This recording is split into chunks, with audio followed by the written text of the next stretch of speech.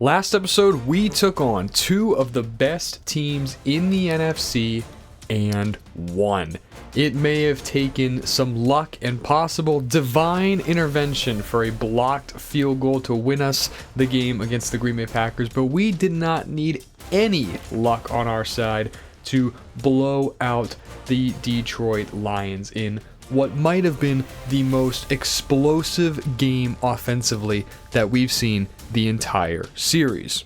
The offense and defense really came into form against Detroit, and we find ourselves now in a prime position at 6-1 and in first place in the AFC. But to start this episode out, we are going to be taking on our division rival, who is our one defeat on the season.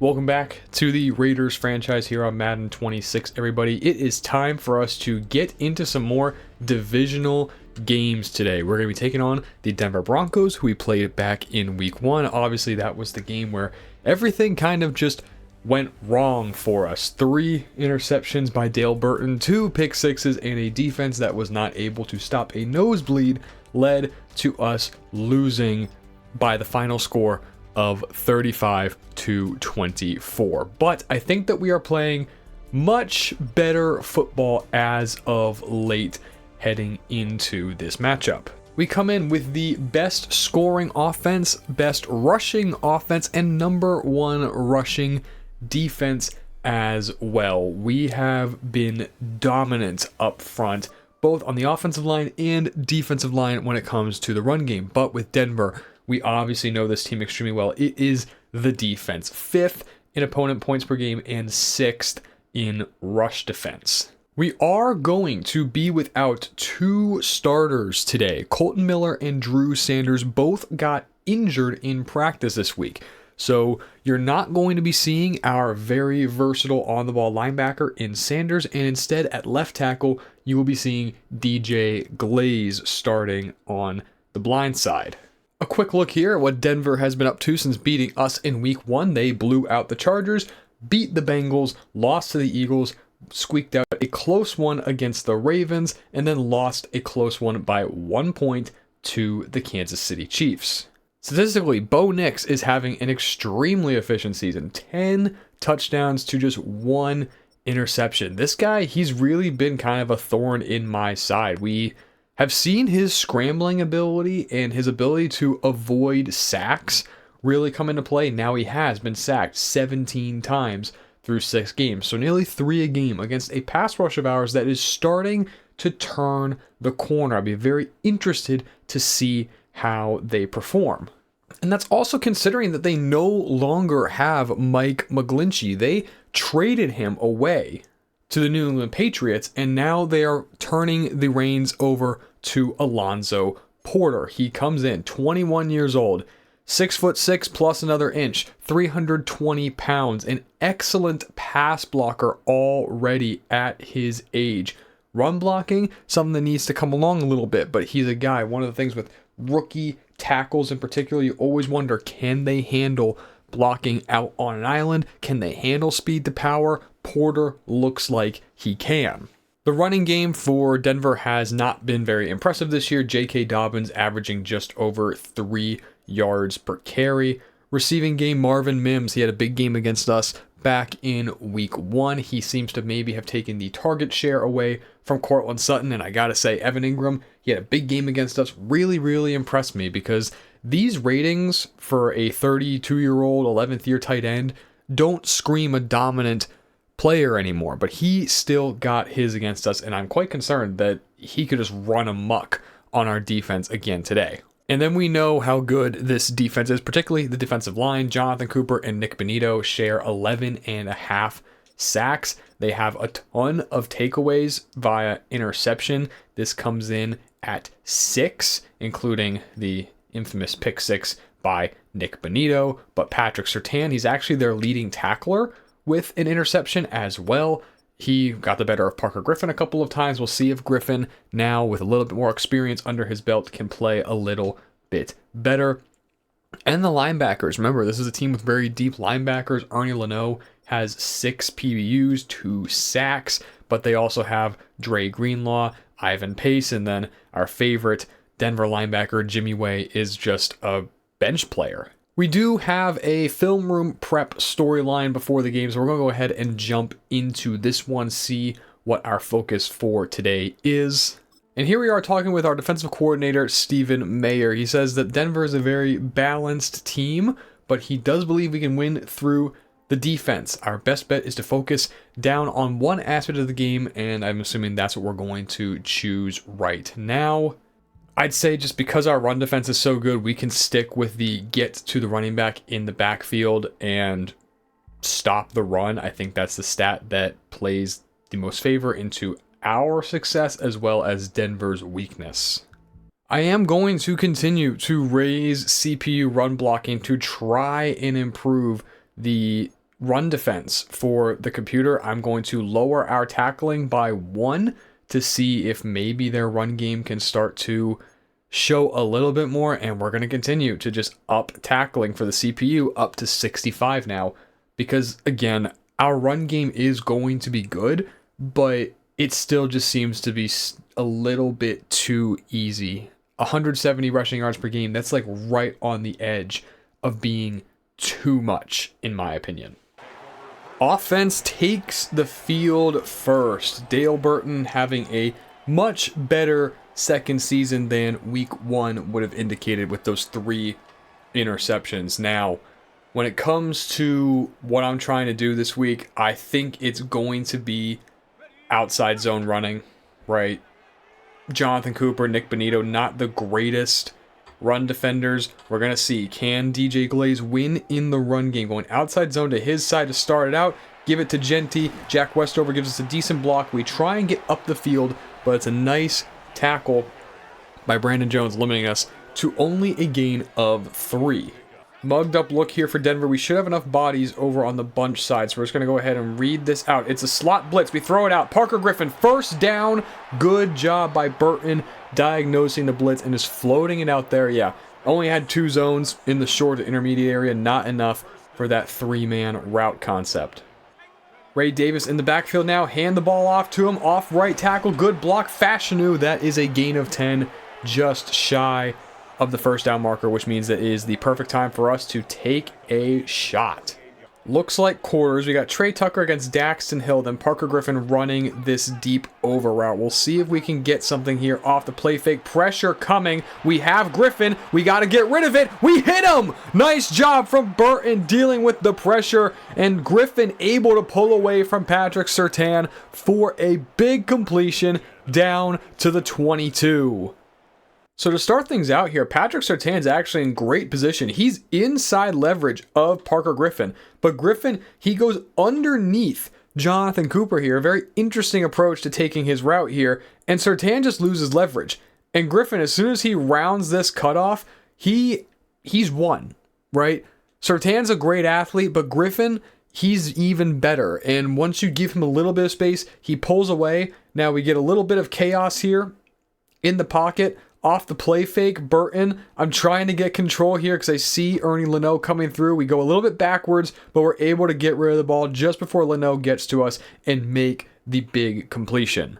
And obviously, we do have to give credit to Trey Tucker for an excellent route running Daxton Hill off the field.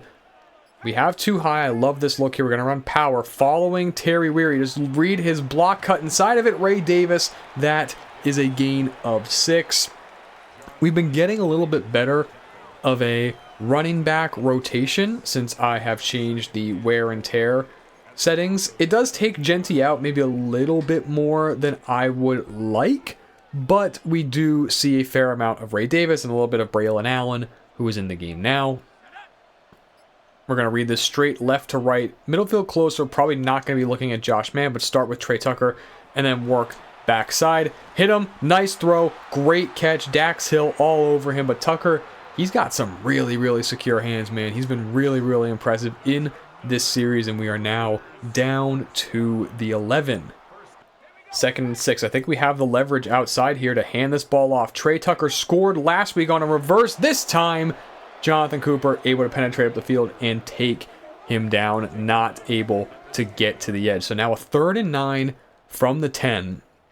You know, this is a situation where empty is always kind of my go-to. I want to get all the receivers out and try to open up the middle of the field. We got 5 along the line. We're going to treat all these guys like defensive linemen, so we're just going to base block this. It looks like it could be man. Maybe something funky coming off the left side here. We could peek this. Yep, we got him. Braylon Allen. He ran a hitch, but it's okay. We get the first down. Okay. Inside leverage, I believe that was from Hufanga. And that just kind of told me that he was probably going to blitz. So we just lofted out to Allen. I would have loved it if he just ran the route to the end zone instead of running the hitch, but we get the first down anyways. We got 6 offensive linemen on the field. Caleb Rogers is the extra man. We're going to give it to Braylon Allen, but he gets met right in the backfield by John Franklin Myers, and we have an injury to Zach Allen. He is a massive piece to the interior of that Denver defense. If he can't go, then our interior run game really could open up here.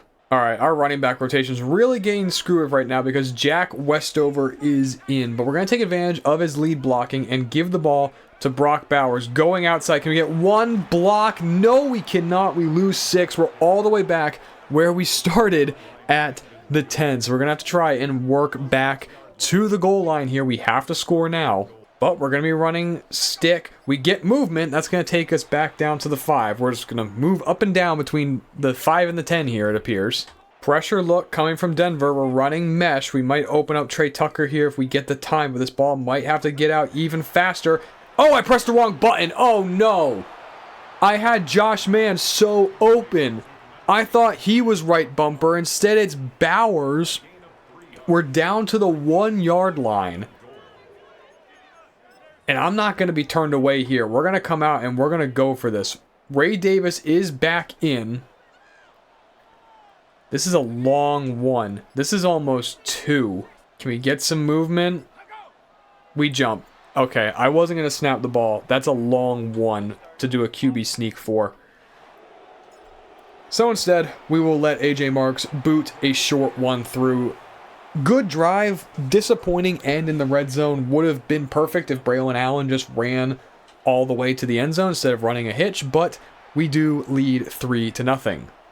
All right, Bo Nix and the Broncos offense taking the field. Gonna make sure we change our coaching adjustments to ensure that we contain Nix on all of the RPOs and the read option. I don't want to let him run free. And we're going to use the same game plan we used the last time we played Denver, which is playing the cover 2 over Cortland Sutton. The ball goes right his way, and it is caught. Terrell Carey not able to keep up on the dig. But we're going to try and get that cover 2 side to Sutton to ensure that he is not getting a free release off the line. This time we're going to shift into quarter half. We got to get down in his face here. Nix to throw on 2nd down. It is high over the middle, looking for Evan Ingram.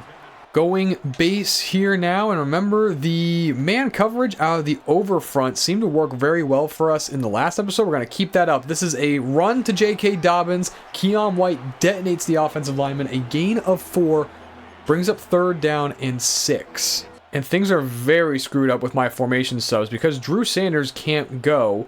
He was my sub linebacker for all the mug looks, and it's trying to put our long snapper right now in at linebacker. Nix tries to run. Terrell Carey comes off of the receiver and takes him down. 4th and 3 from midfield. This might be 4-down territory, and that is exactly what Denver's going to do. They're coming out in bunch. But we found last episode, we started playing bunch very well out of half, quarter. What are we doing here? What are we doing? We got to call a timeout. We were so misaligned. I tried to flip, but it didn't matter. And now because we call a timeout, Denver's going to punt. Okay. Look at that. The 1-6 Minnesota Vikings get their first win on the season by beating the Kansas City Chiefs. Thank you, Vikings, for helping us out here a little bit. Offense back on now. I hope that Genty's actually, good to go now. He is back in the game. Okay, that is good. I was not going to be happy if I had to run a whole entire game with Ray Davis and Jack Westover and Braylon Allen. Running spot here because we got single high. Just take our triangle read. Hit him, Parker Griffin. Nice job holding on through the contact of Surtain. It was man, though, so we definitely had our shot to float the corner route out to Josh Mann. Didn't take it. Gain of 4. Will come out running split zone now. I like how these blocks should open up. His double team with Allen might be a bit tough, though. Let's see. Give it to Genty. We don't get the double team. Instead, JPJ just, again, doesn't block anyone. Genty gets detonated. Well, it might not be third down and very long, but it is third and decently long. We got a light box here with the receivers spread out. I'm running mesh. It looks like we're getting some kind of zone. So let's see if we can work this OTB route. Trey Tucker, nice catch with Dax Hill all over him. Just sit in. No pass rush there. Excellent work by the offensive line. And Tucker is able to secure the catch. All right, first quarter over and done with. First play, we're going to run trap. We need JPJ to win against Zach Allen. We need a good pull from Steve Holloway. We somewhat get it. That's an odd place for pull to hit. And we end up taking the trap all the way backside and pick up 9. Good work from Genty. Not the place we want to go, but it's the place we ended up needing to go. And we're going to use Parker Griffin as a lead blocker. Run outside zone with Ashton Genty going backside. Give it to him. Good blocks. Genty into the open field. Taken down by Brandon Jones, but it is enough for a first down. Griffin in motion. We're going play action. Trying to set up a screen, but John Franklin Myers runs right through untouched and takes down Dale Burton. It's only a loss of 3, but the pass protection from the offensive line and just the dumb plays have been more and more frequent, and it's starting to concern me a little bit. Well, we got something weird cooking here. I'm going to keep Genty in. We have some kind of weird pressure coming. We got to snap this ball and just take what we can get. Burton, we're in trouble, but lockdown coverage from Denver. They bring him down. It's another sack. There was so much space in the open middle of the field, but nothing worked. So they run a form of bracket because they're bracketing Trey Tucker on the outbreaker. They're bracketing Josh Mann on the inbreaker. Genty and Bowers are both out to the same spot because I thought pressure was coming. Right? I figured this was a pressure look.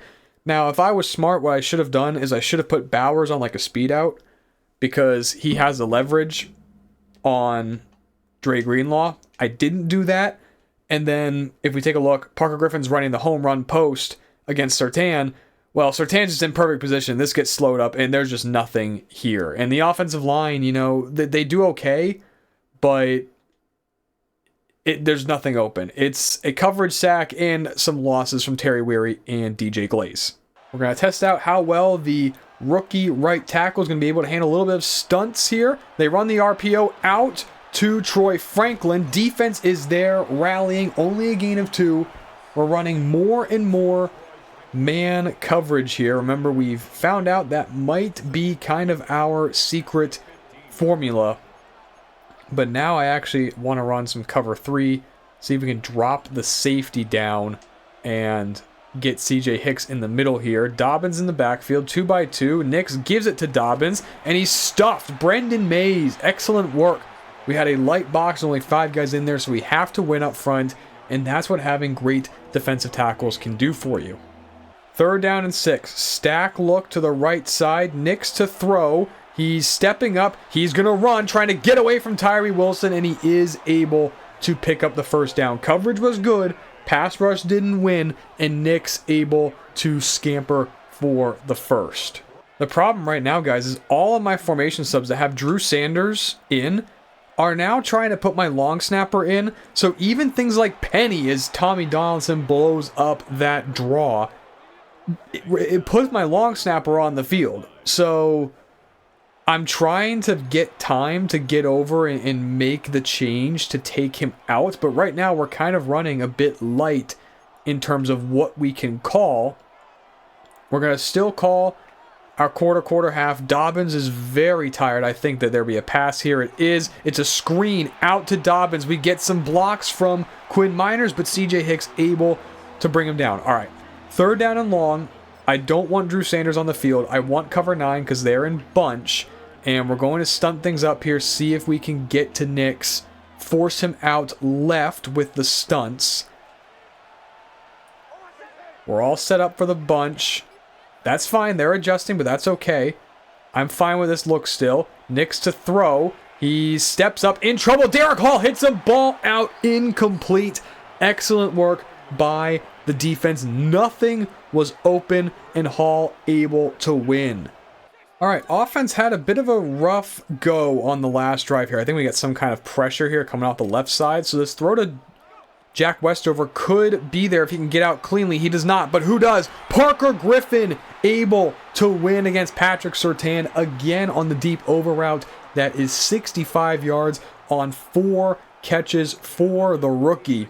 We have zone, so I want to work this concept on the left side, the spacing. We'll see if it opens up. No, but Parker Griffin does. He is just winning right now. Crosses midfield. Hufanga didn't even get a hand on him. Parker Griffin is the one taking over today. First play after the 2-minute warning. Let's swing it out. Ray Davis, good blocks. Parker Griffin. Davis gets 8 and out of bounds. But it looks like we have some kind of zone, possibly a man pressure, because they don't have enough guys over the bunch to the right side here. We have to get rid of this ball pretty quickly. Trey Tucker could win with some speed to the left side here. Man, Griffin on the over route. He's been winning there a lot. It is some man pressure. We got to get rid of it. Hit him. Trey Tucker. Nice job, Burton, and he gets up the field. We will take our second timeout as we're down to the 28.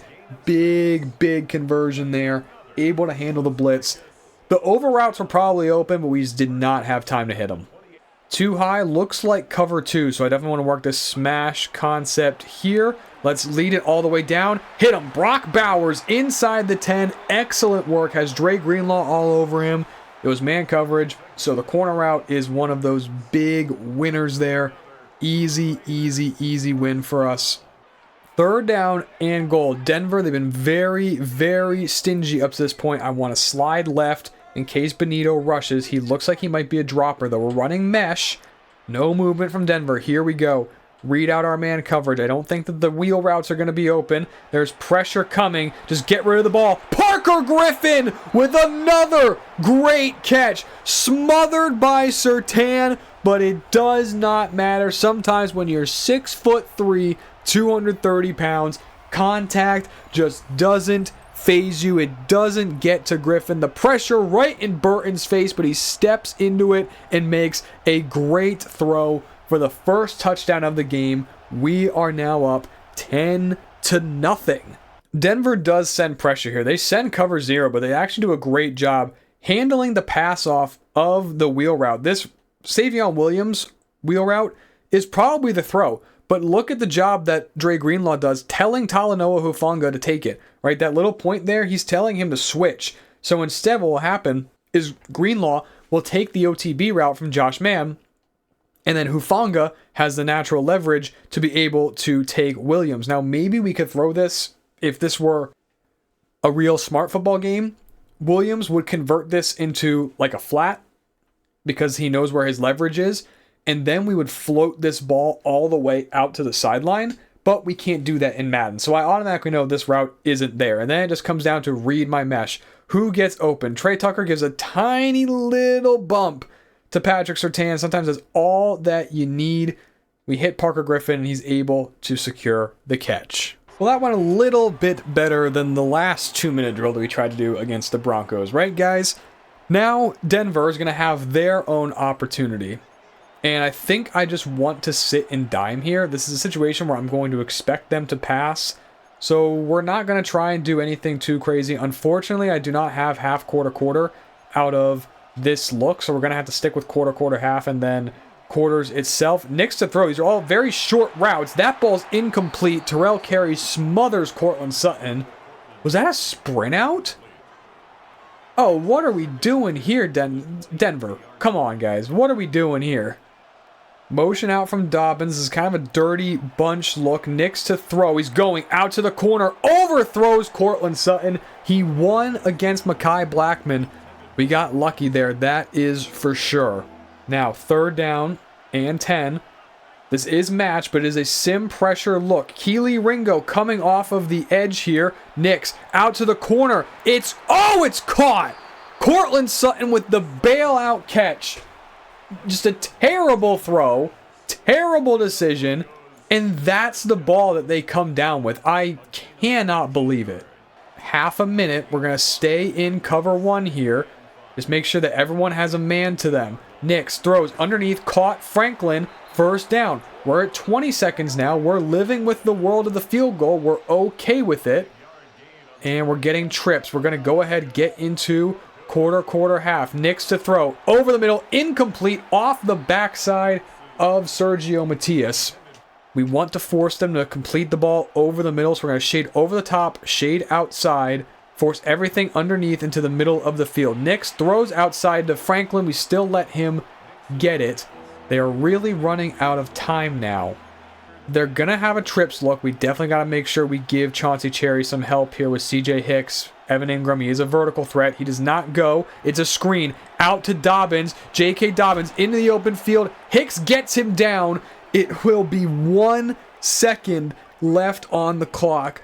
And Denver will get their field goal opportunity. So, not the best work by the defense. I definitely think I want to come after it. You know, Zoff Frazier got one last week. We'll see if we can get one again here. We'll take Derek Hall. See if we can maybe get another field goal block. We do not. Kick is up and good from Jason Sanders to end the first half. Overall, it's the defensive battle that I figured that it would be. Denver has an amazing defense, and our defense has been slowly putting things together. Now, I think our defense has been excellent.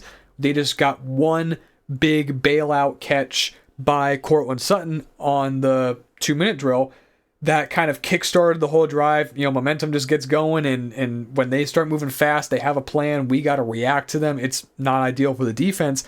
Offensively, we got to be able to run the ball, guys. We got to be able to handle John Franklin Myers. I think that I'm going to start trying to trap him. Unfortunately, I only have 2 trap plays in my entire playbook, so I don't just want to be sitting there running the same play over and over, but we will try and run some trap. Defense will be on the field first, though. Back to the offensive side, really, it's the passing game that's winning right now, and it's Parker Griffin. He is dominating Patrick Surtain. So I want to keep that going. I want to see how much more can Griffin keep on winning. And we're doing enough right now. Really, it's a question of can the defense keep being as good as possible. George Pickens just ran over a linebacker for the Saints. Is that... Oh, who is it? He's from Oklahoma. He was a rookie this year. Oh, I can't think of his name. Stevens? I can't think of his name. But Danny Stutzman, that's who I'm thinking of. I think that's who it was. He's a massive linebacker. It's such a mismatch. But anyways, I think we're playing really well. Defense has been great. They're going to be back on the field first. Let's get to it. I just looked, guys, and Dale Burton has not thrown an incomplete pass yet in this game. Utterly insane efficiency from our second-year quarterback. Nix to throw on 1st down over the middle, and Troy Franklin is able to get ahead of Mekhi Blackman. He had the leverage, but Franklin is able to win for the ball there. Short gain of 4. 2nd down and 6 now. 2 tight ends on the field, so we respond by coming out in base. It is a handoff to Dobbins, but Sergio Matias is right there to make the tackle. 3rd down and 4. Tight, condensed look for Denver. We respond with running cover 3 cloud. Nix throws the seam. It's caught by Troy Franklin for a 1st down. Just threads right where the weakness of our cover 3 is. Right down the middle. Chauncey Cherry just could not get out there in time. I shifted him over, and they do this weird thing when you shift them sometimes where they don't just move. They like switch positions but don't switch zone responsibilities. So it gets all screwed up there is what happened. Play fake for Nix. He's trying to hit the over route, but it's incomplete. We were driving on it with CJ Hicks. Excellent work there. 4 strong bunch look. We're running Half quarter. Everyone's got a man. Nix to throw outside, incomplete for Evan Ingram. Little bit of chaos and traffic there. Slows Ingram up just a little bit. Was Nix hurried? Yeah, I'd say a little bit here. We get a nice inside win here from Tyree Wilson. Put some interior pressure on Nix. Can't quite step into the throw. And then we get a little bit of traffic here. Ingram trying to run his corner route. It's a good job actually separating. I'd say that this is the pressure that causes it. Nix can't quite step into the throw, and he just sails it. Huge stop for the defense to get the offense back on the field for their first possession of the second half. And like I said, guys, I want to come out. I want to run trap. It's been a pretty effective run for us when we do try and take it. Now, with this look against John Franklin Myers, I don't know if this is the opportunity to run it. We're going to go ahead. We're going to run inside zone split instead. We're going to go the other way. This will give us some more favorable blocks. Hand it off to Genty. Linebacker run through. Get out of my way, Parker Griffin. We get 3. It could have been a lot more, but we got all stuck in the middle there. 3 tight ends, single high, Surtain over Tucker. I like this look if we can get it out to Tucker. It's basically an access throw. Nothing's there. Burton, we're in trouble. We got to get rid of the ball, but we can't. I'm trying to get out of the pocket to throw the ball away, but we couldn't get out cleanly. Nick Bonito with the sack. It was almost a repeat of what happened in the Packers game. And at this point now, it's just don't get a safety. But Denver's going to come out with a 3-man box. If you play in the online Madden, though, you know the 3-man box is somehow the best run defense in the game. We hand it off. Ray Davis. He's able to get 4. The drive's going to die, but we're going to get us a little bit of space for A.J. Cole to send this thing away. And Denver's not going to try and come after this, so we're just going to go ahead and boot it as far as we can. A.J. Cole gets it away. Zoff Frazier going to run all the way down there. Holt fields it, and Frazier brings him down. It's a massive tackle. Flip the field. Denver going to start their 36 just like they just had a regular kick return. Excellent punt by A.J. Cole. 2nd and 11. Another screen being set up there. Nice job. Matias is there. And then Ramsey finishes him off. What a great job by these linebackers. They're just flying all over the field. Brings up 3rd down and 12. 4 strong look again. We're going to go ahead, play the same thing. 5 over 3 to the bunch. Can Darian Porter secure backside? Nix to throw. Down the seam. Dropped by Troy Franklin. What happened, Mekhi Blackman? We get bailed out by a drop. We should have covered this no problem. So I have no idea what Mekhi Blackman's doing here. This is really simple coverage, running half quarter. He goes to take 3. I don't know why, because Matias is responsible for 3 vertical, and we're poaching over with CJ Clayton to help. All that Blackman needs to do is take Troy Franklin down the field. If he does, it's not open. But CJ Hicks, right, he has to straddle 1 and 2 as the deep half safety. If Franklin can hang on, I mean, yeah, Hicks could deliver a hit, but that's a huge gain. It's a coverage bust by Mekhi Blackman. I think Denver's made it pretty clear they're not going to let our run game beat them. It's going to have to be through the air. So you know what? We will oblige. Hit Parker Griffin. Quick game continuing to do its thing. He takes a big hit from Talanoa Hufanga, but it is a gain of 3. We can't abandon the run entirely. We get a light box here. We're going to motion Genty back in. This should be favorable for us to run some inside zone. We just need 1 combination block to win. Give me a block. Steve Holloway, touch someone. And we could maybe get a 1st down. But now, 3rd down and 3. Very short situation. We got man-to-man coverage. This is exactly why I called this. We got a follow concept dialed up. Slide protection right to handle Bonito. Tucker in motion. He will pull the coverage away, hopefully freeing up Ashton Genty. Genty, get out. The throw from Burton, it's just too slow of a route from Genty. I think the wear and tear is getting to him. The only other throw on that play would have been Trey Tucker. It's a good old-fashioned defensive slugfest. More bunch here from Denver. They're going to hand the ball off. No, they're going to throw the RPO out to Cortland Sutton. We got to go back and make our coach adjustments. I forgot that they change at halftime. 2nd and 9. Nix to throw all routes down the field. This one complete to Cortland Sutton. Just running 4 verticals. They hit the seam once again. Bit of a slow job triggering by me, but that's just a great throw also from Bo Nix. Denver offense moving. This is the best drive they've had since that 2-minute drill. They hand it off. J.K. Dobbins breaks a tackle now. Down to the 27. Best run of the day. Probably for both teams, if I'm being honest. And it really feels like right now, guys, that our inability to go penny because of the loss of Drew Sanders, it is impacting the run defense a little bit now. But 1st and 10, we're still in base. Nix, he will hand it off to Dobbins. Cherry and Ramsey meet him in the backfield. They tried to run the RPO read, but we're all over it this time, running some more man coverage. We do that now. Okay, I managed to get the long snapper out of Penny, so now we can actually run it here.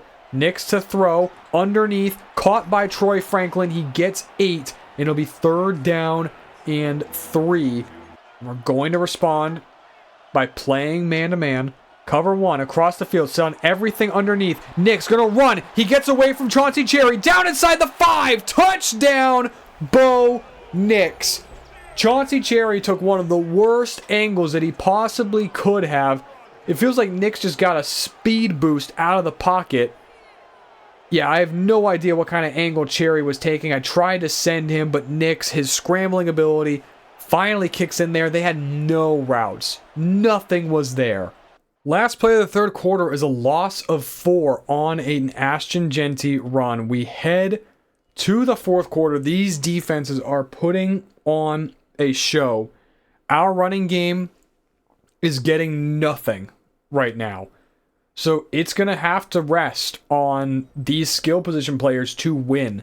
And Denver, they're starting to just straight run man coverage. So we have to respond by giving our receivers a chance with more routes that can actually win against man. We have single high here, so I'm going to flip the play so we have the access route to the short side of the field. We're hoping that Bowers can run the slot off, and then we're going to see Parker Griffin. Can you keep on winning? Yes, he does. Bit of a funky throw and catch there, but we hang on, get the 1st down. It was man, but we were able to win. And this just looks like pressure, guys. This looks like straight up pressure. Denver's going to back off, but they're not coming. I'm shocked that they did not blitz that throw over the head of Griffin from Dale Burton. That should have been an easy pitch and catch.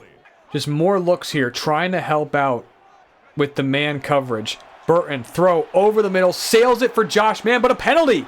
A penalty on the play. It's going to be pass interference against the Broncos. That is a massive ticky-tack call going against Daxton Hill. Middle field open, right? We're running back read on the back side here. You be the judge if this is pass interference. I say this is a throw sailed by Dale Burton, but we get the 1st down. Denver coming with the rush. Dump it to Jeanty on the screen. Get up the field. That is a gain of 9. If we can't run the ball, then we're going to have to think of other creative ways to get the ball into Ashton's hands. That's exactly what we do right there. All right, 3rd down. Very short. We're using Griffin as an insert blocker. We have Trey Tucker on a slant. If it's open, we can hit it, but I don't love it. Denver, they're stacking the boxes. Give it to Jeanty. Get the 1st down to the edge. Ashton Jeanty, 1st down, out of bounds at the 18. That's his best run of the day. Throwing on 1st down. Open again. Parker Griffin, 1st down, down to the 5. He has what feels like all of the receiving yards today. He has just been taking over the middle of the field, and he uses that big frame to just bounce off of contact. He is such a unique player. Darnell Washington in. We're going to run toss behind him and Steve Holloway. No 2 guys I'd rather run. Toss behind. Out to Jeanty. Trying to get to the edge. Daxton Hill can't bring him down. Breaks a tackle. And Ashton Jeanty is in to the end zone. His 10th rushing touchdown of the season. And it wasn't an easy one. Had to beat Daxton Hill, bounce off a tackle, and then Nick Bonito just not quite able to get to Genty in time. So we got the lead back, but a one-score game, so much can happen. Denver's offense has begun to come alive. So we will see what happens when the Broncos take the field. And I think we know what Denver's going to want to do. They're coming out with their 21 personnel. So I'm anticipating run. They got the run game going a little bit. It is a play fake for Nix. Rolling, throwing, caught. Only a gain of 2. Porter all over Marvin Mims. But we really have to be cognizant now of Bo Nix's scrambling ability. He's used it a little bit today. We don't want to give up too many more free rushes. Play fake again. Taking a shot for Mims. Carrying coverage, knocks it away. Excellent work in phase. Underthrown from Nix. Not a throw that is very conducive to success. Now, 3rd down and 8. They're going with chips, so we're going to go ahead. Try and stunt from the wide look. And we'll poach over with Gilman. Most of the time, these routes from Ingram, they won't do anything. They're not. They're running the over route. Pressure gets there. Oh my goodness. Picked off. Brendan Mays. What happened there? Derek Hall knocked the ball up in the air. And the second-year defensive tackle, Brendan Mays, comes away with it. We gotta take a look at what happened there again. Raider football at the 30. Look at the beauty of a stunt that we got here. Denver slides protection right. It pulls the center away from Derek Hall. He's attending to Glenn Ramsey, and Hall just runs a perfect stunt. So shout out to Keon White. He takes on all 3 Bronco blockers to open up the lane for Derek Hall. He gets to Nix. Is this a pick? Or is this a fumble? I think it's a fumble? Maybe? I'll go check the stat line, but what an athletic play by Brendan Mays. You know what, Denver? You got your pick 6 with Nick Bonito last time. Now it's my turn. And that is going to go down as an interception for Brendan Mays. Ball was moving forward, so it's not a strip sack for Derek Hall, unfortunately. It would have been nice for his stats, but we get the ball back anyways. And guys, this opportunity now, we can just get any kind of points. And we're up by 2 scores, which makes me feel so much more comfortable right now. Light box for us to run duo. We're not even pulling. We should have no issues of missing our blocks. Give it to Genty. Bowers not able to seal off Jonathan Cooper, though. We have more man coverage from Denver. We're trying to run a similar follow concept. This time, Griffin, he doesn't get Surtain to go with him. We just hit Genty, breaks some tackles, 1st down, inside the red zone goes Ashton Genty. It wasn't man. I could have sworn it was. It was cover 6 press. Very, very interesting call there from Denver, but we get the 1st down, and now we're in the situation we want to be in, where clock can start to become a factor, and a touchdown here makes me feel really, really good. 2nd and 11, play fake, looking, hit him, Brock Bowers, 1st down, Bowers trying to get in, fumbles the ball at the 1-yard line. Just like what happened to Burton last week, I'm trying to get in. And we reach the ball out, and Bowers just gives it right back. The hit from Surtain knocks it out. Parker Griffin tries to get it. I gotta stop even trying to reach. It's never worked for me. We give the ball right back after the turnover. But now, Denver on the 1. Exactly what happened against Detroit last week. And I'm run committing. We're going to send the pressure. We're going to bank on this being a run. It's a handoff to Dobbins up the middle, but he's able to get away from the blitzers and pick up 4. We'll spy Chauncey Cherry. Nix to throw. Everything to the outside. We're bringing the rusher down. Ball out. Down the field. To Franklin. He makes a catch. You've got to be kidding me. Another just spectacular grab from these Broncos receivers. Nix rolling right, throws it all the way back across the field. That's like 50 yards. Just straight down the field, but then you got to consider he's throwing back across the field. Blackman just flails around in the air. Oh, and Denver has life. Nix to throw, set up a screen, out to Dobbins. It is going to be a first down. J.K. Dobbins gets away from Princely Umanmielen, and they're down just outside of the red zone. I cannot believe that they've gotten all the way down here so quickly after where they started. 2nd and 10. Nix to throw, in trouble, throws it outside, dropped by Evan Ingram. It's 3rd down and 10. Can we get off the field? They're going gun tight. The last time they went tight, they hit the seam. I'm not going to let them do that again. We're going to stunt up. And I'm going to shift this way so Matthias is over here to help. Nix to throw, looking, has no one open, in trouble, throws it away. Out of bounds, incomplete, pressure got there. They're going to kick.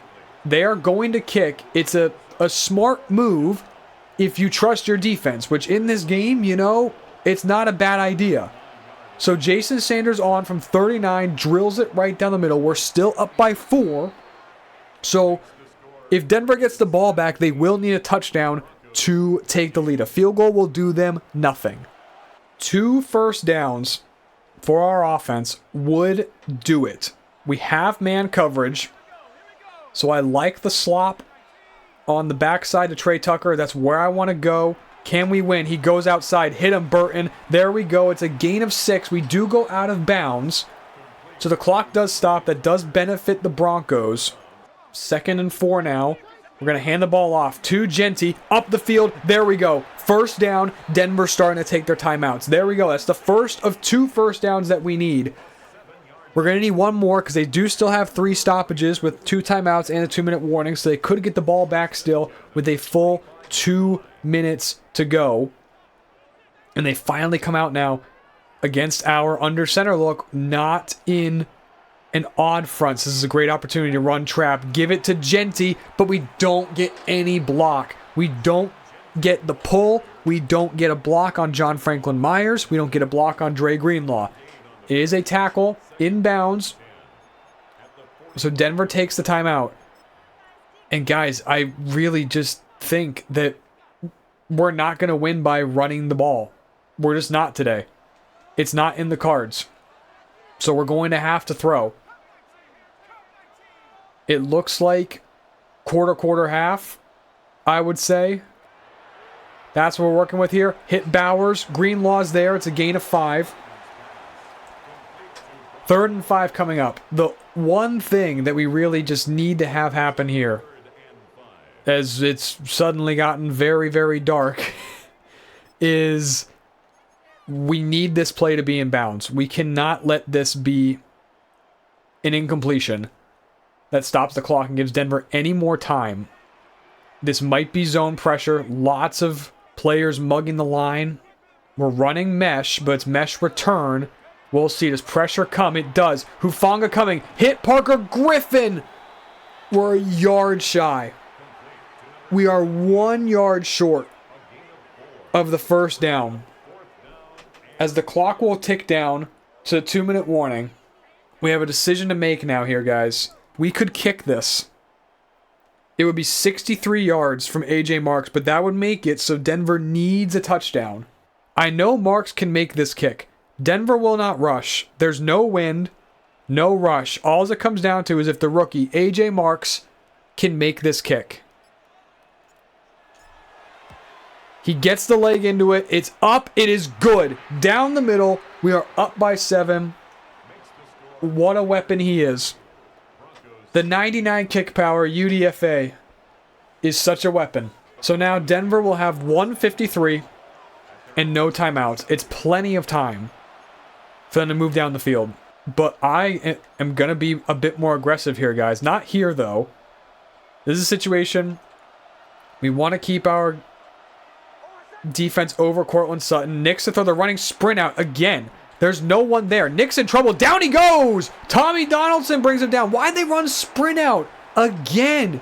Just a terrible, terrible job of play calling. I mean, I'm going to give credit to EA there. But now the sack, that's going to take a lot of time off the clock, and we're going to send some pressure now. We're going to loop the linebackers. Pressure coming. Nix has to get rid of it, but it's dropped by Marvin Mims. Denver shooting themselves in the foot in this game. Brings up 3rd down and 10. Easy situation. I want to go with my quarter half check. We're going to stunt. We need to get a press on Evan Ingram. And here we go. But Nix, he's going to shift the play. That's fine. We're still running quarter half. They just brought it to the other side. Nix to throw. He has time. Throws over the head of Cortland Sutton. Matthias in coverage, and here we go. 4th and 15. This will be the game. I am going to just play man. Play man. Play over the top. They have to get far ahead of you guys. Just play over the top. Throws underneath. That's not going to do it. Broken up. Incomplete. Sergio Matthias knocks it out, but the pressure got through as well. We are going to win this game. So there we go. Your Raiders move to 7-1. Another close 1-score win. We've had a number of these throughout the season. We tried to give it away a little bit there with the fumble from Bowers. Then the 99-yard drive. Just utterly frustrating. 2 amazing catches from the Broncos. Really gave them all the life they could have had. Because there was the 2-minute drill catch by Sutton. And then that catch from Troy Franklin. That was pretty much all Denver's offense, right? They got a big play. Kind of got us off of our footing. And then they were able to capitalize. But other than that, defense played spectacular in this game. Offense, the run game wasn't good. Our O-line is playing atrociously right now. But Dale Burton had an extremely efficient day. Only 3 incompletions. Ashton Jeanty, I don't think we've had a single game this year, or in this series for that matter, where he's had less than 3 yards per carry. Receiving wise, look at Parker Griffin. 10 catches, 129 yards. No receptions for Josh Mann today. So it's just one of those games, but Griffin had his coming out party today for sure against Patrick Surtain. And defensively, the linebackers were all over the field. Matthias and Cherry, I was saying their names a ton. So many TFLs. Great work from Ramsey.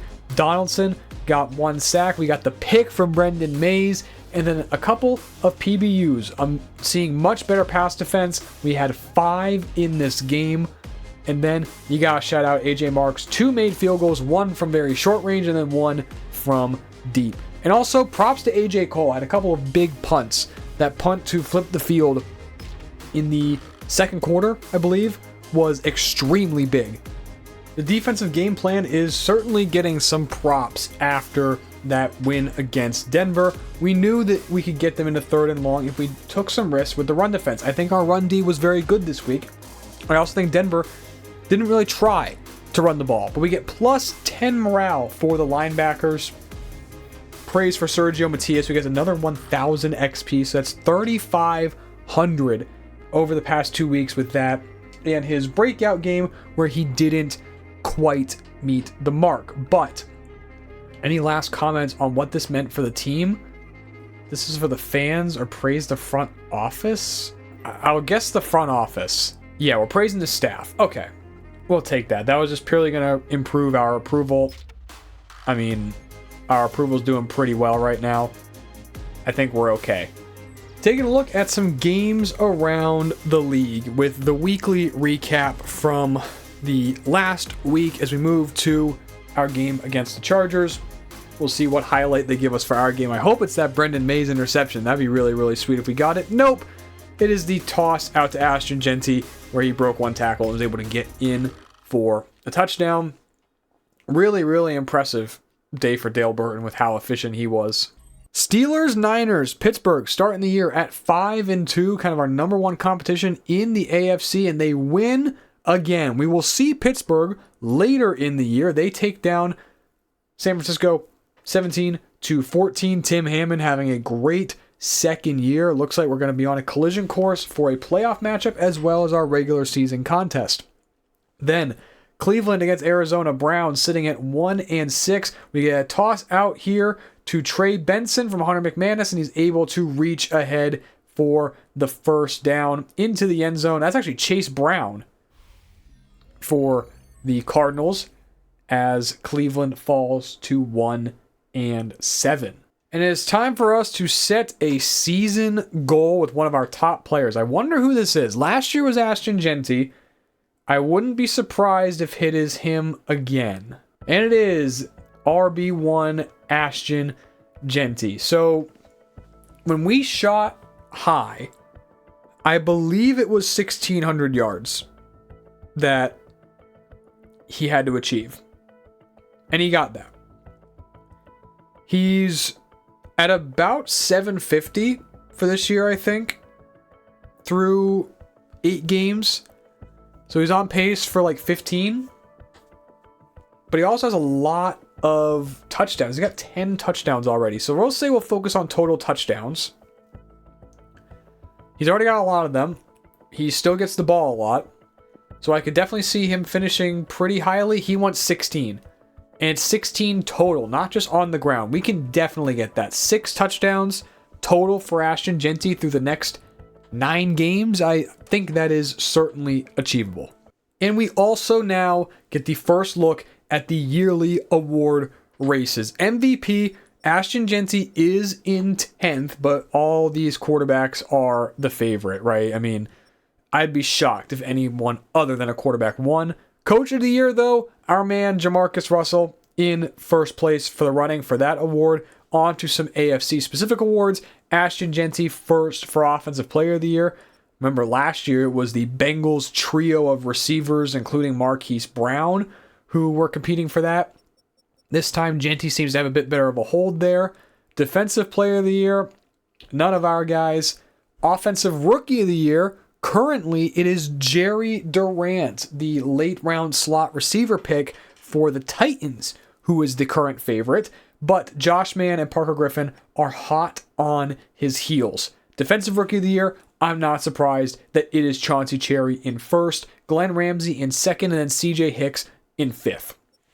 Really, I just want one of our rookies to take home both awards. I would rather Mann take it home for offense and probably Cherry take it home for defense, but any hardware we can take home that includes a dev upgrade, I will take. Dale Burton is in 7th for best quarterback, Ashton Jeanty first for best running back. Best offensive lineman, it shows long snappers until the end of the year where it all of a sudden fixes itself. Defensive line, Derek Hall in 7th. Best linebacker, Chauncey Cherry is in 3rd. Darian Porter, 4th for best DB. And then AJ Marks is 5th for best kicker. So we have a little bit more competition for some hardware this year.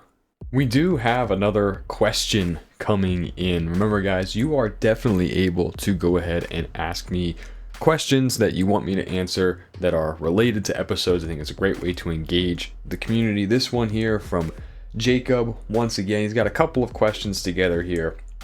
His main question, though, is basically where do I see the team? Is this a team that I think is able to compete for a Super Bowl, and how am I going to attack the remainder of the season and the trade deadline in order to achieve whatever our goal is? So first of all, I think simplest question, right now I see us very favorably. I think this is a team that has an elite offense with an elite skill set. We talked about it last week, how we just have so many weapons and we can do so many things.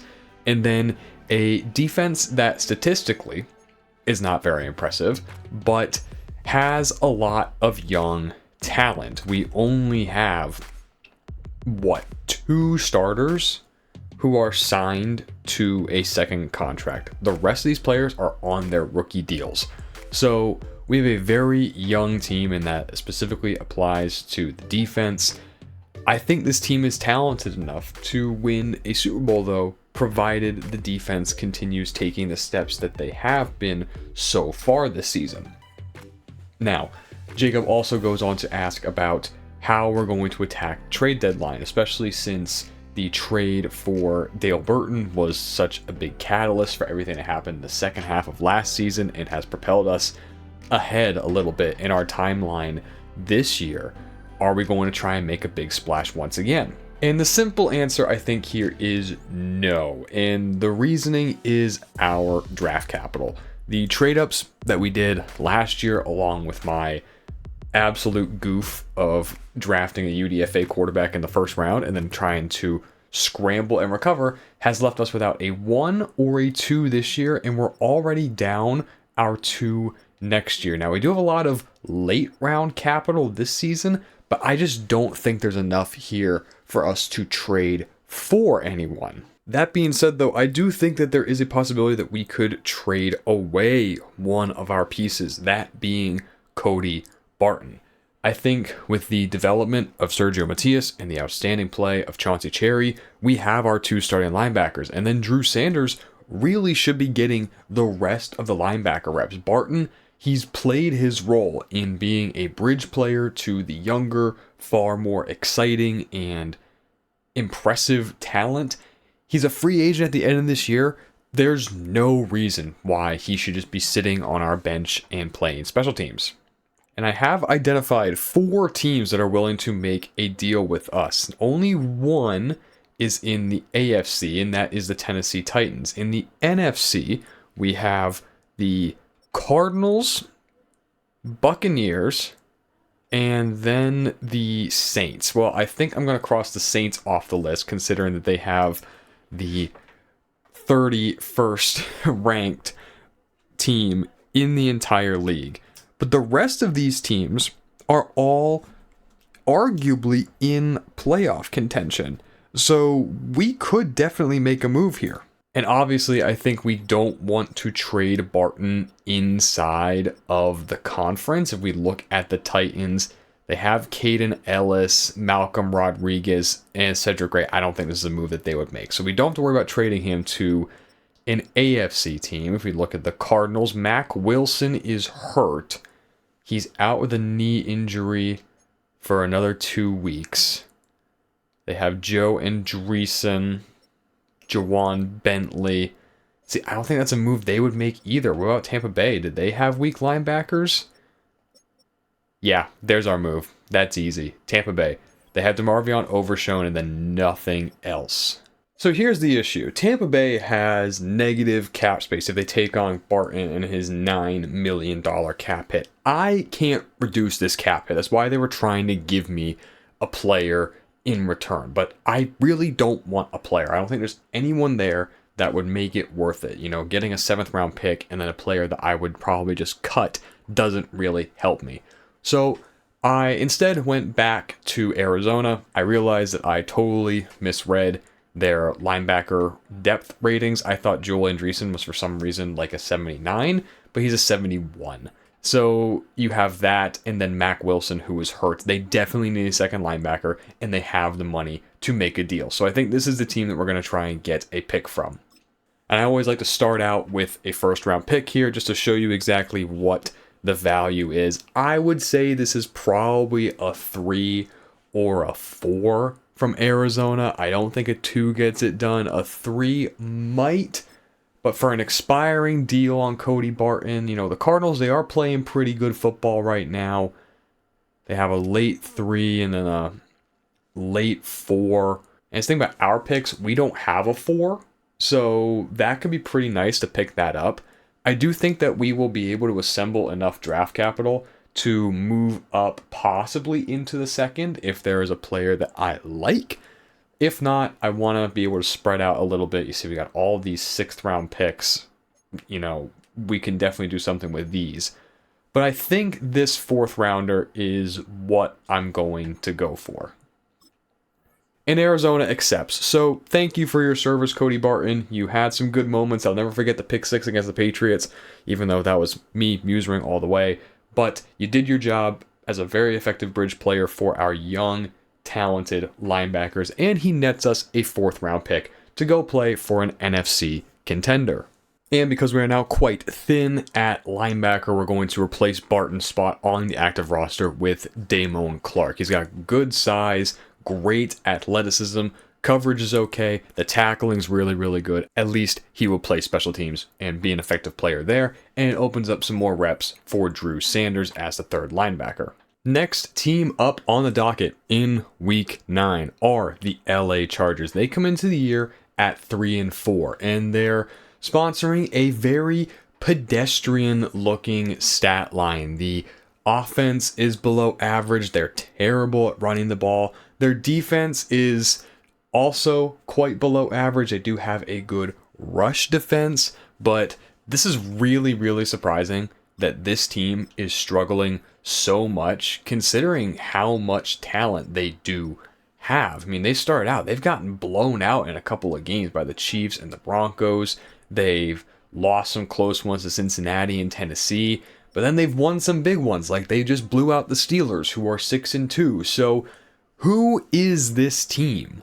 And at least right now, they're not injured. The only player they're missing for this game is Justin Egboigbe. So it's not even something like Justin Herbert went down or something that could explain why they're struggling. Herbert comes in with a pretty just normal stat line. Nothing here really stands out. He's been sacked 17 times, so pretty on par with the rest of the league. The ground game for them, though, they're not really trying to run the ball. Marion Hampton is averaging less than 4 yards per carry with a long on the year of 9. If there is one guy we do have to watch out for, it is Ladd McConkey. Remember last season, he had that one game against us where he took 2 deep posts for a touchdown out of the slot. So this is a game where I think we play a lot more quarters, and then we can play our cover 1 and just kind of pounder to his side to make sure we give help if he goes vertical against Mekhi Blackmon. Jalen Coker is also having a very solid year with 405 receiving yards.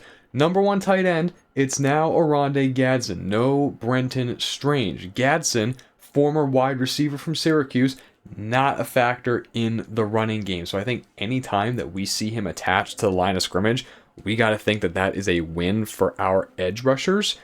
If they do that, I think that explains why their running game might be so bad. But the rest of these receivers, they're not very impressive. Elijah Moore, Trey Harris is just not a very exciting group.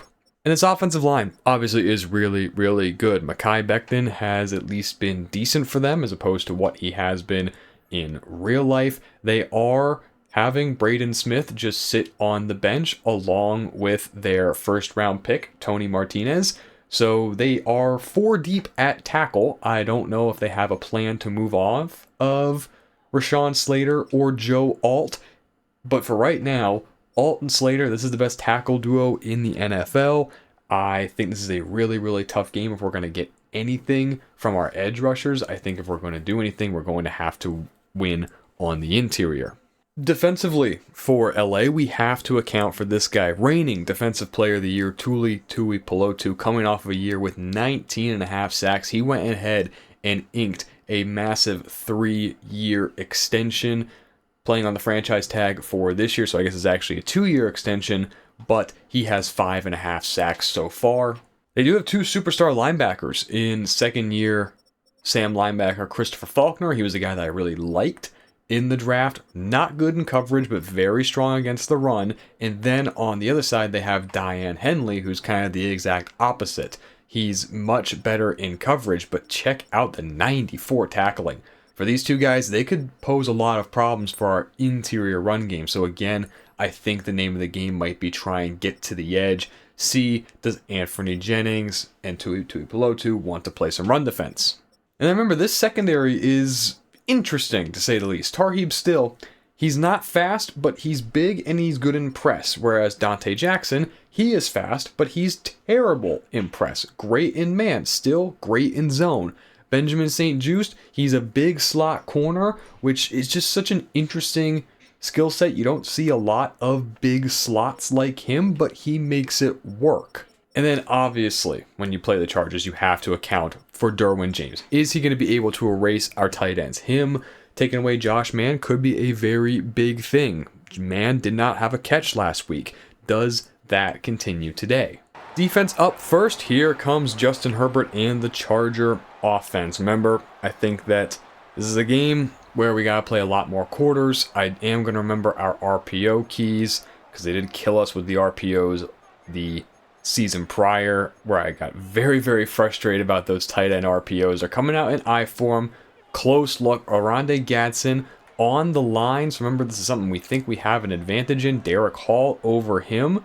Herbert, it's going to be a play fake to Marion Hampton. Throwing, it is caught. Hauled in by Elijah Moore. Breaking tackles. Oh no, he's broke away from everybody. That is going to be a touchdown for LA. Terrible tackling, and the first play of the day is a 72-yard touchdown on a catch and run from Elijah Moore.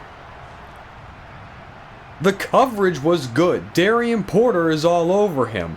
He breaks away, and then Sergio Matias bounces off. Carey, I don't know what he does. I'm on CJ Clayton and holding A the entire time trying to tackle, but it doesn't do anything. And we've been pretty good on defense recently. We haven't allowed those big plays to happen yet, but it just takes one snap and LA is down the field and has the lead. All right, grand total of 22 seconds has passed, and Dale Burton and the offense are now coming out. So, again, I think that the game plan today, we want to try and get the outside run game going. The interior run game has not been our friend as of late. I do think we have some success here. I would hope so against a three-man box like this. We just got to have our double teams actually get up to the backer. There we go, Holloway. Nice job. Genty with a scamper. That is a gain of 12 on his first carry of the game. Looks like we have cover 2 here, so I definitely like the Bowers to Genty throw. Off play action. Burton. We have time. We've got to get it to Genty. I may have had the out route if I ripped it. It was cover 6. So the double post might have been open. I don't think it would have been, but it's still a good gain of 4. They don't have enough guys out here to cover the spacing. We got to get this snap off quick, though. Genty in motion. Burton to throw. Hit Trey Tucker. First down. There we go. Officially now across midfield. They just ran zone. Didn't have enough time for them to actually match to our routes. And they're really playing with this light box. We should have this again here. We got to get the snap off quick. So we might get run through. So be prepared to throw the RPO. Hit him. Brock Bowers. No one went with him. Bowers, that's a first down. Jumps over Elijah Moore. There's Brock Bowers showing his stuff. And we are moving on offense. Parker Griffin in motion. We're going to give it to him. Trying to get him outside. I don't know why these defensive ends, when we're running reverses, they just don't get blocked. I thought the secret was that they need to be like aligned inside of the end man. So in this case, Jennings is aligned inside of Josh Mann, right? Even here, they're going to engage him, but then they just let him go. So I really don't know like what the secret is with these reverses. 2nd and 13, play fake for Burton. We got to get out of here in trouble. They're not sending the linebacker. Burton going to run. We'll get to the 23. 3rd and 6, we get some of the yardage back. And it's empty time. Looks like we got zone. We're going to slide to Tooley. We have light box. We're going to get pressure off that right side, so we got to be prepared to scamper with Burton. We get a good block, though. Steve Holloway, Josh Mann do their job. Slide down. Dale Burton gets the first down. Just make your light box check. Yeah, they brought the pressure, but it was actually a really good job by Holloway of sorting it out. And we keep the drive alive. Okay, this look here. This corner route to Brock Bowers should be absolutely wide open. I think Henley's going to be the one responsible for him. Let's see. Do we get a crash down on Trey Tucker? We do. Bowers, a little bit of traffic. He's got defensive end on him, but he can't hang on. Anthony Jennings with good coverage. I will take that throw, though, 9 times out of 9. We got a mugged up look now. Jalen Richards in the backfield trying to set up a screen to him. We just get it out. Give me a block, Jackson Powers Johnson, and Richards down to the 1. That pressure came in really, really fast. But Richards able to get there as he barely get the ball off.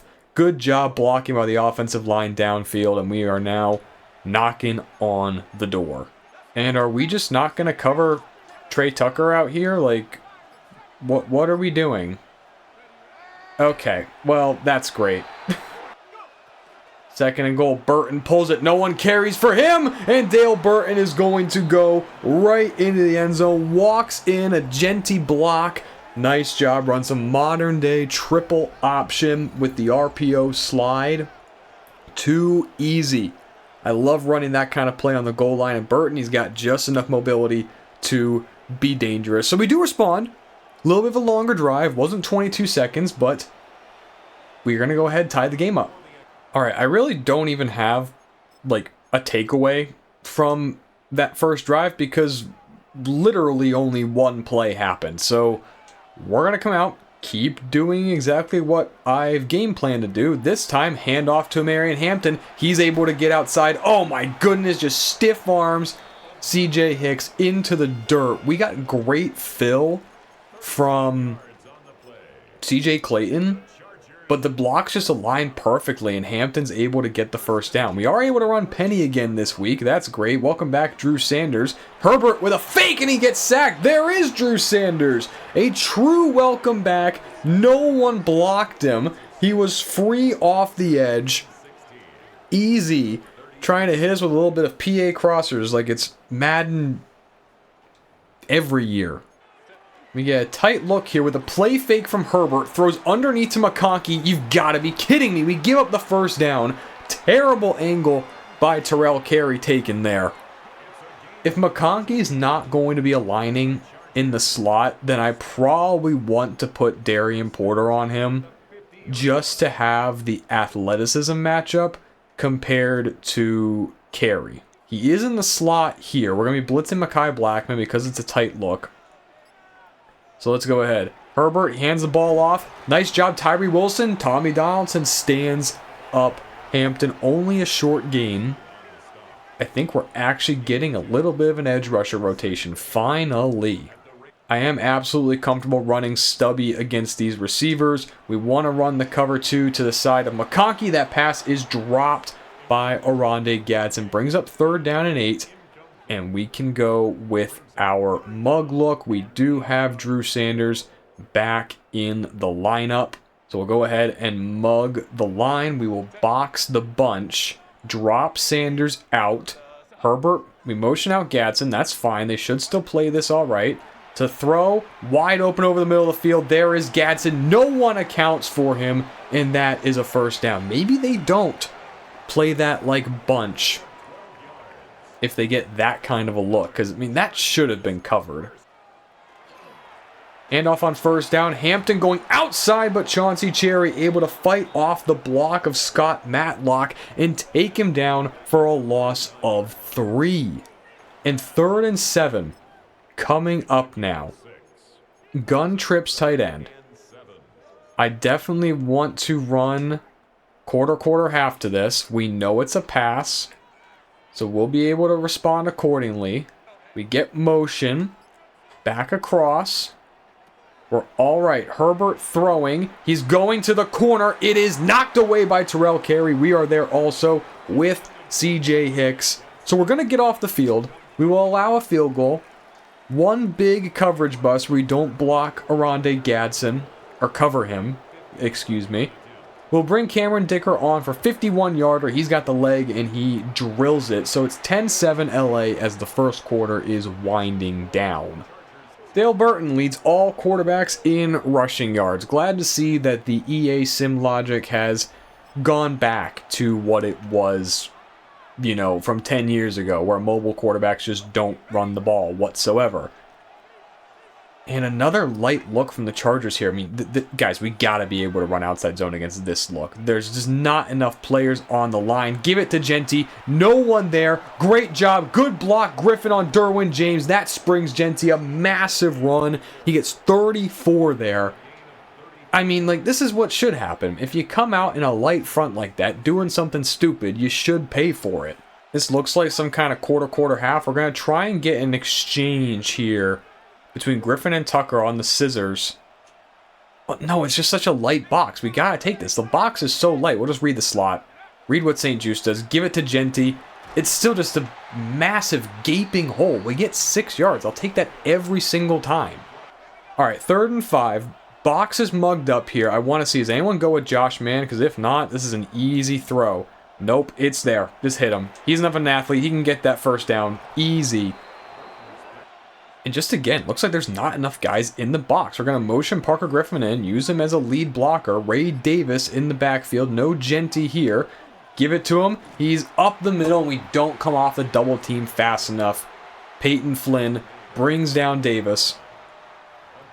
And I don't know how long of a one this 1 yard is. I'm willing to come out here. Well, Chargers aren't in a goal line defense, so we're going to QB sneak this. This is about a full yard, but we'll go ahead, take it with Burton, plow ahead for the first down. JPJ, nice job, and the drive stays alive. This is where things get tight here. We're going to try and open things up, maybe for a backside post to Bowers. We have it. We just need to rip it, but it's a little bit overthrown from Burton. We had to lead that all the way down to beat the safety, but just that's when the inaccuracy can happen, and Burton shows it there. So now we find ourselves 3rd down and 10. We might be getting pressure. It could also be zone blitz. Let's see. No movement from the Chargers. We'll see what they bring at us. They do send the linebacker. We throw the dig to Trey Tucker on the progression throw. Elijah Molden, he just kind of sat there. Didn't actually drive on the ball. He thought just staring at the route would be enough. But it is not. 1st down and goal. And we're going to come out now. My goal is to try and pitch this out to Ashton Genty. That's what I want to do. Always sits. Pitch it to Genty. There we go, buddy. Walk it in. Tooley's not fast enough to catch it to the corner. That's touchdown number 11 on the year for Ashton Genty. Remember, we have that goal for 16. We're well on our way. Nice block by Trey Tucker, too. Defense back on the field for the next Chargers drive. Hand off to Marion Hampton. Going backside. It's a nice job by Sergio Matias to get off the Joe Alt block. There was no one else there to take down Hampton with a full head of steam. Limits him to a gain of 4. We're going to go ahead with the condensed look. We'll play half quarter to it. Herbert to throw underneath. There's Gadsden. Sergio brings him down. It'll be 3rd down and 2. I'm kind of surprised at that spot.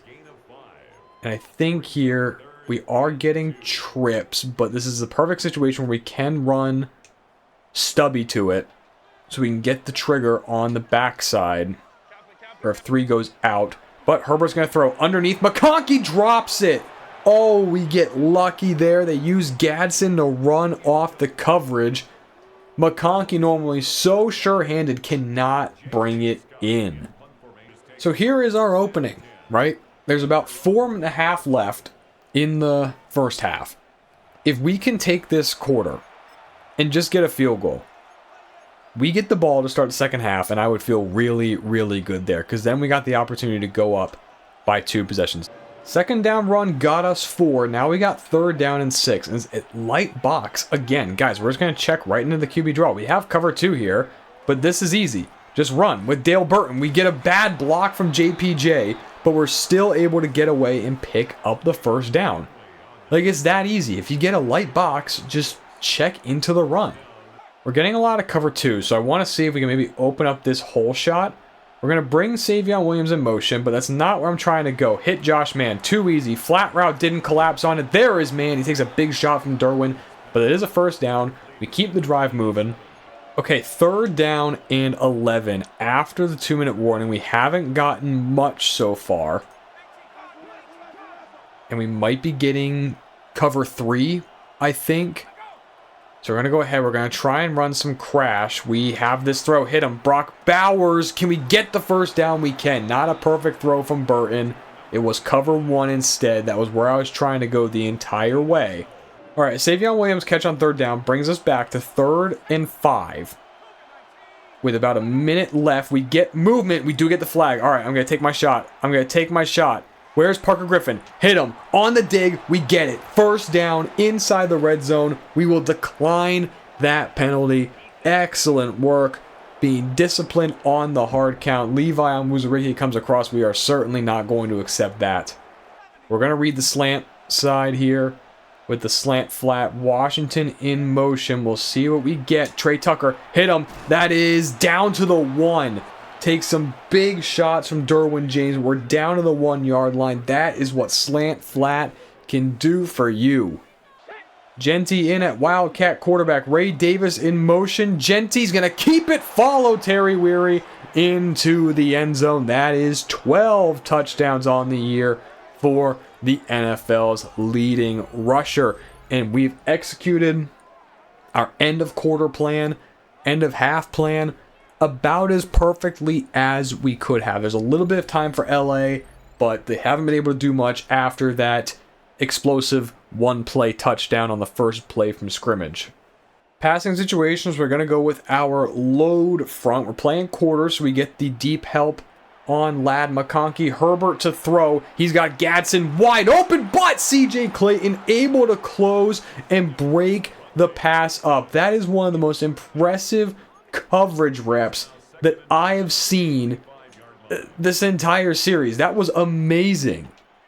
2nd and 10, it's a screen out to Marion Hampton. We're coming down here. We're creating traffic. Hampton breaking tackles. So it's the last Charger timeout as they're out to the 36 with 36 seconds to go. We're going to go ahead. We're going to play Stubby. Herbert, he's sacked. Taken down. Tommy Donaldson. I was just too focused on making sure we had cover 4 over McConkey. The clock might just run out here. We'll see what they're doing. But I think we're just going to kind of play this very safe. And the clock looks like it's going to expire on the first half. 1 play, 1 snap. Herbert steps up. He's in trouble being chased by Matthias and Keon White. Down he goes. So that is back-to-back sacks to end the first half. Chargers offense looked like it was going to be a bit more interesting when they scored on the first play, and that second drive wasn't too bad, but we take control, and now we're in a great position to get the double dip 2 for 1 at the end of the first half and start of the second. So really nothing's going to change. Game plan wise, it's been smooth sailing for us on offense. They're playing a lot of zone, and they're coming out in that 3-man front, and it's making the run game pretty easy. The zone is slowing us down a little bit. I think I'm kind of trying to big game hunt a little bit too much against the zone, so we really just got to get back to basics, start doing quick game. Eagles moved to 7-1. They're the best team in the NFC after a down year last year. Talk about one of the worst teams in the AFC. How about the New York Jets? They're going to fall to 1-7 after losing to the Bills, but I think it's really just back to basics. They're going to play zone, right? You can't big game hunt against zone unless you get quarters and you can try and dial up the deep post. So we're just going to open up stick as Dalton Kincaid does that. That's certainly realistic. Josh Allen's hurt. Did you guys see that? Because that was some backup quarterback named Porter who led the Bills to a win. So yeah, expect more quick game. Keep the ball under center in Genty's hands. Patriots squeak out a close one against Ryan Ziegler and the Colts. And defensively, we're doing pretty well, right? We're controlling the clock, so we haven't been on the field that much. And when we have been on the field, well, there was a 1-play touchdown, so Chargers' time of possession really isn't in their favor. All right, second half underway. We're going to go ahead and start with some stick. Burton, we're trying to get out of there. Nice pocket work. Dale Burton out across midfield. Well, how about it? I mean, he's the leading rusher for quarterbacks for a reason. I mean, check out the wheels on this guy. First down, play fake for Burton. Parker Griffin open over the middle of the field, but he drops it.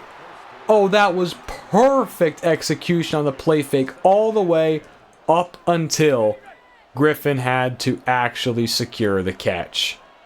This is some weird look. There's no linebacker in the middle, though. I mean, this should be easy. Steve Holloway whiffs so badly, but Owe gets swept up the field. That's one way to get a first down. Genty, on his 7th carry, hits 80 yards, and we're down to the 26.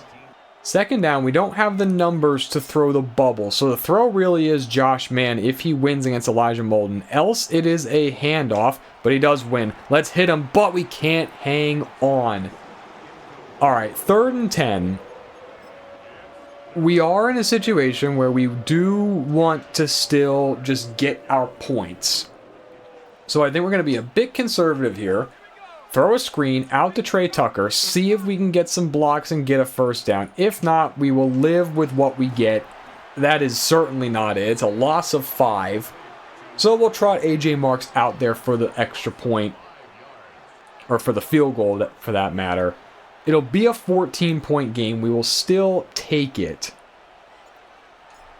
AJ Cole to hold, and it is right down the middle, 24-10. And the defense, they're well rested. They'll get to go back out there.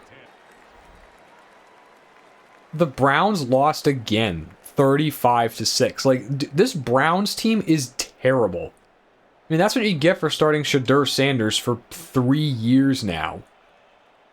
1st and 10, it's a handoff. This is Ben Mason going outside, getting the edge, pulling away from the defense, and he is down past midfield.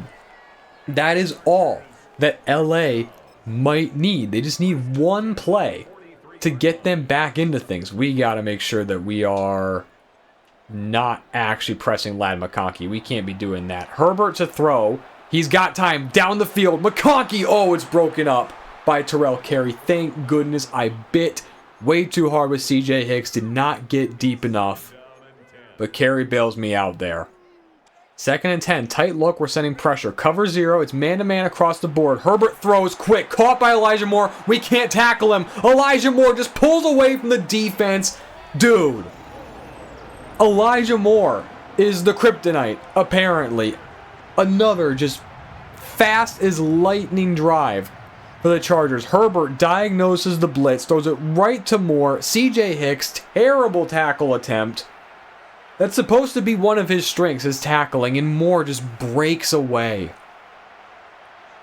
And that's what both touchdowns have been, is just broken tackles by Elijah Moore. It's like the one thing he can do, and it's keeping LA in this game.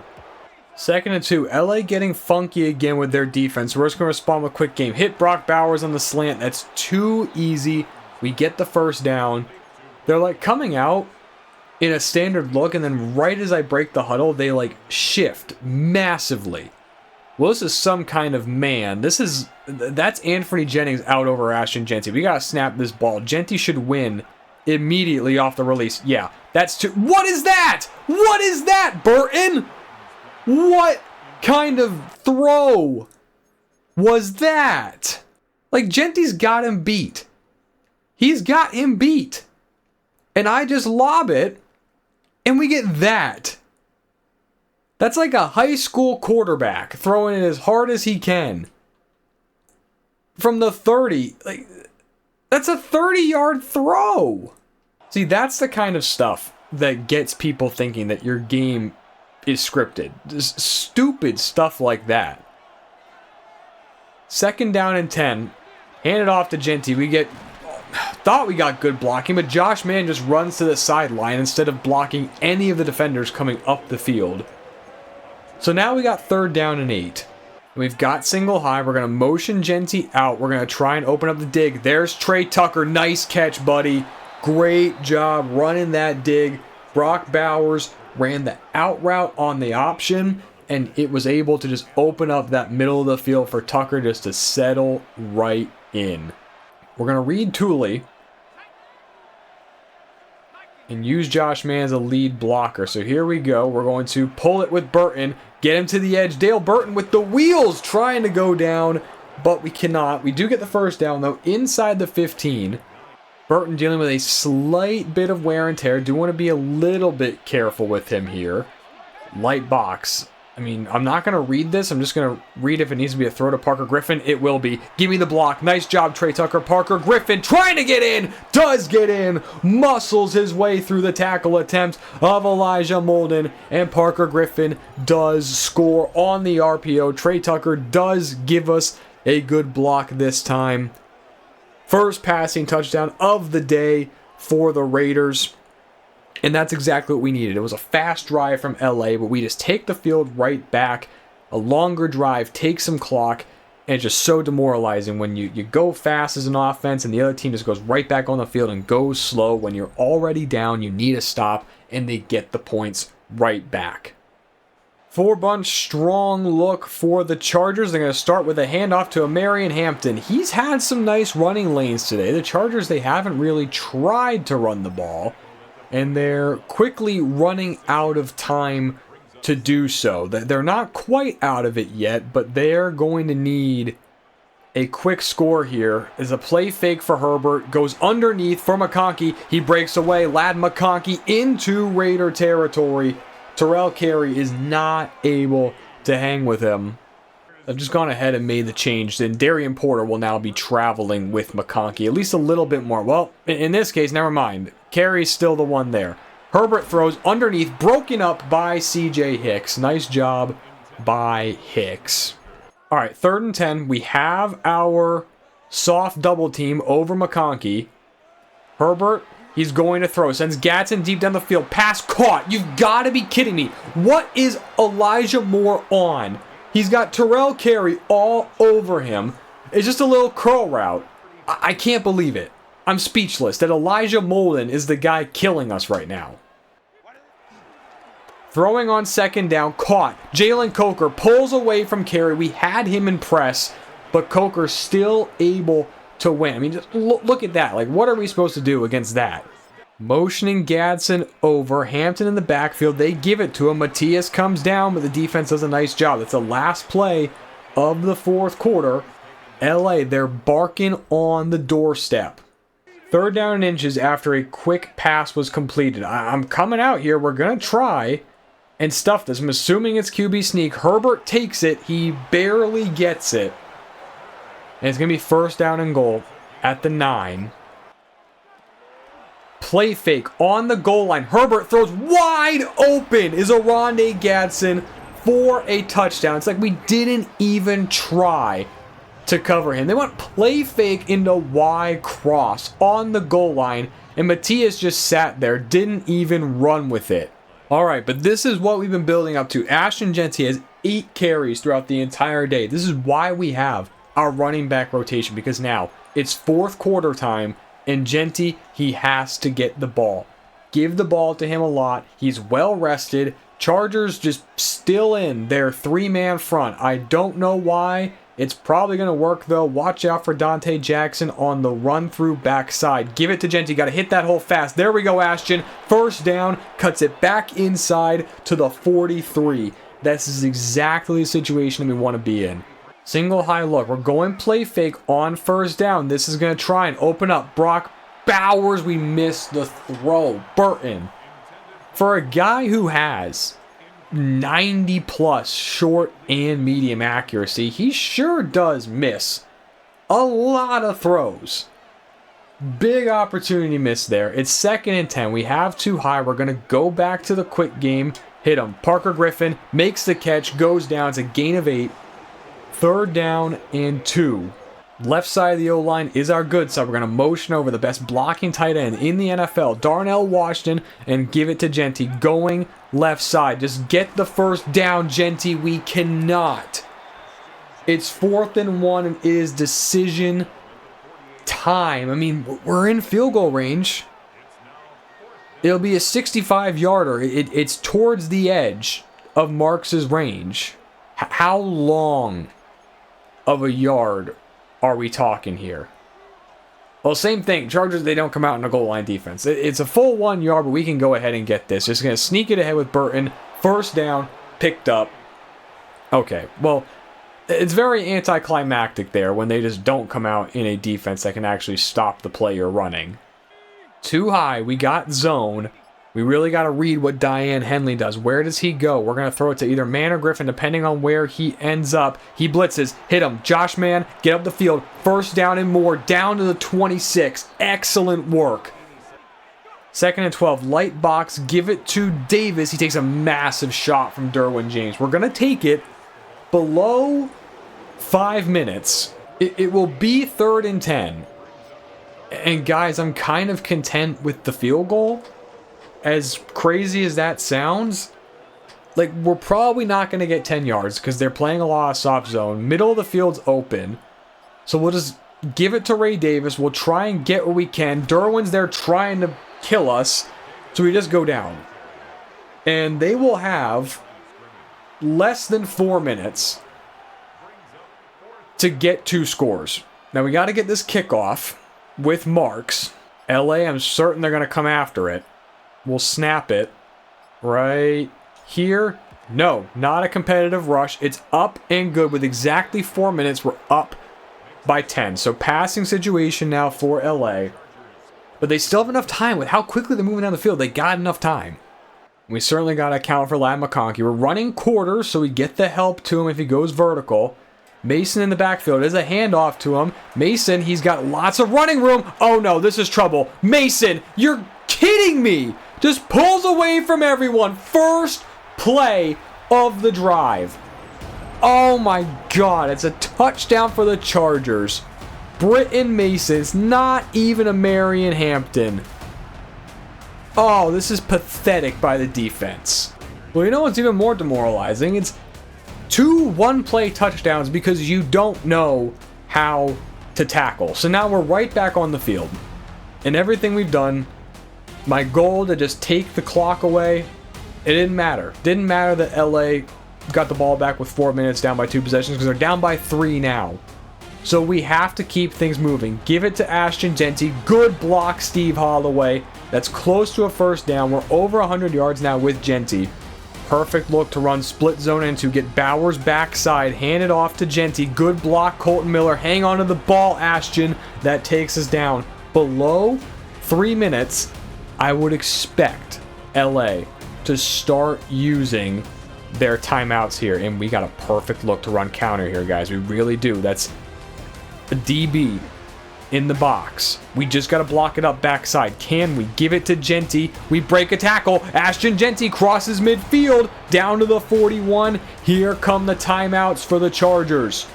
This looks like a straight cover 0 look. Braylon Allen's in. We're going to run toss. Try and get away from the blitz. Here we go. Pitching it out. Allen. We get some good blocks, but Tuli Tuipulotu's able to keep up. Ray Davis has not been seen. Ashton Jeanty had to come out after the timeout.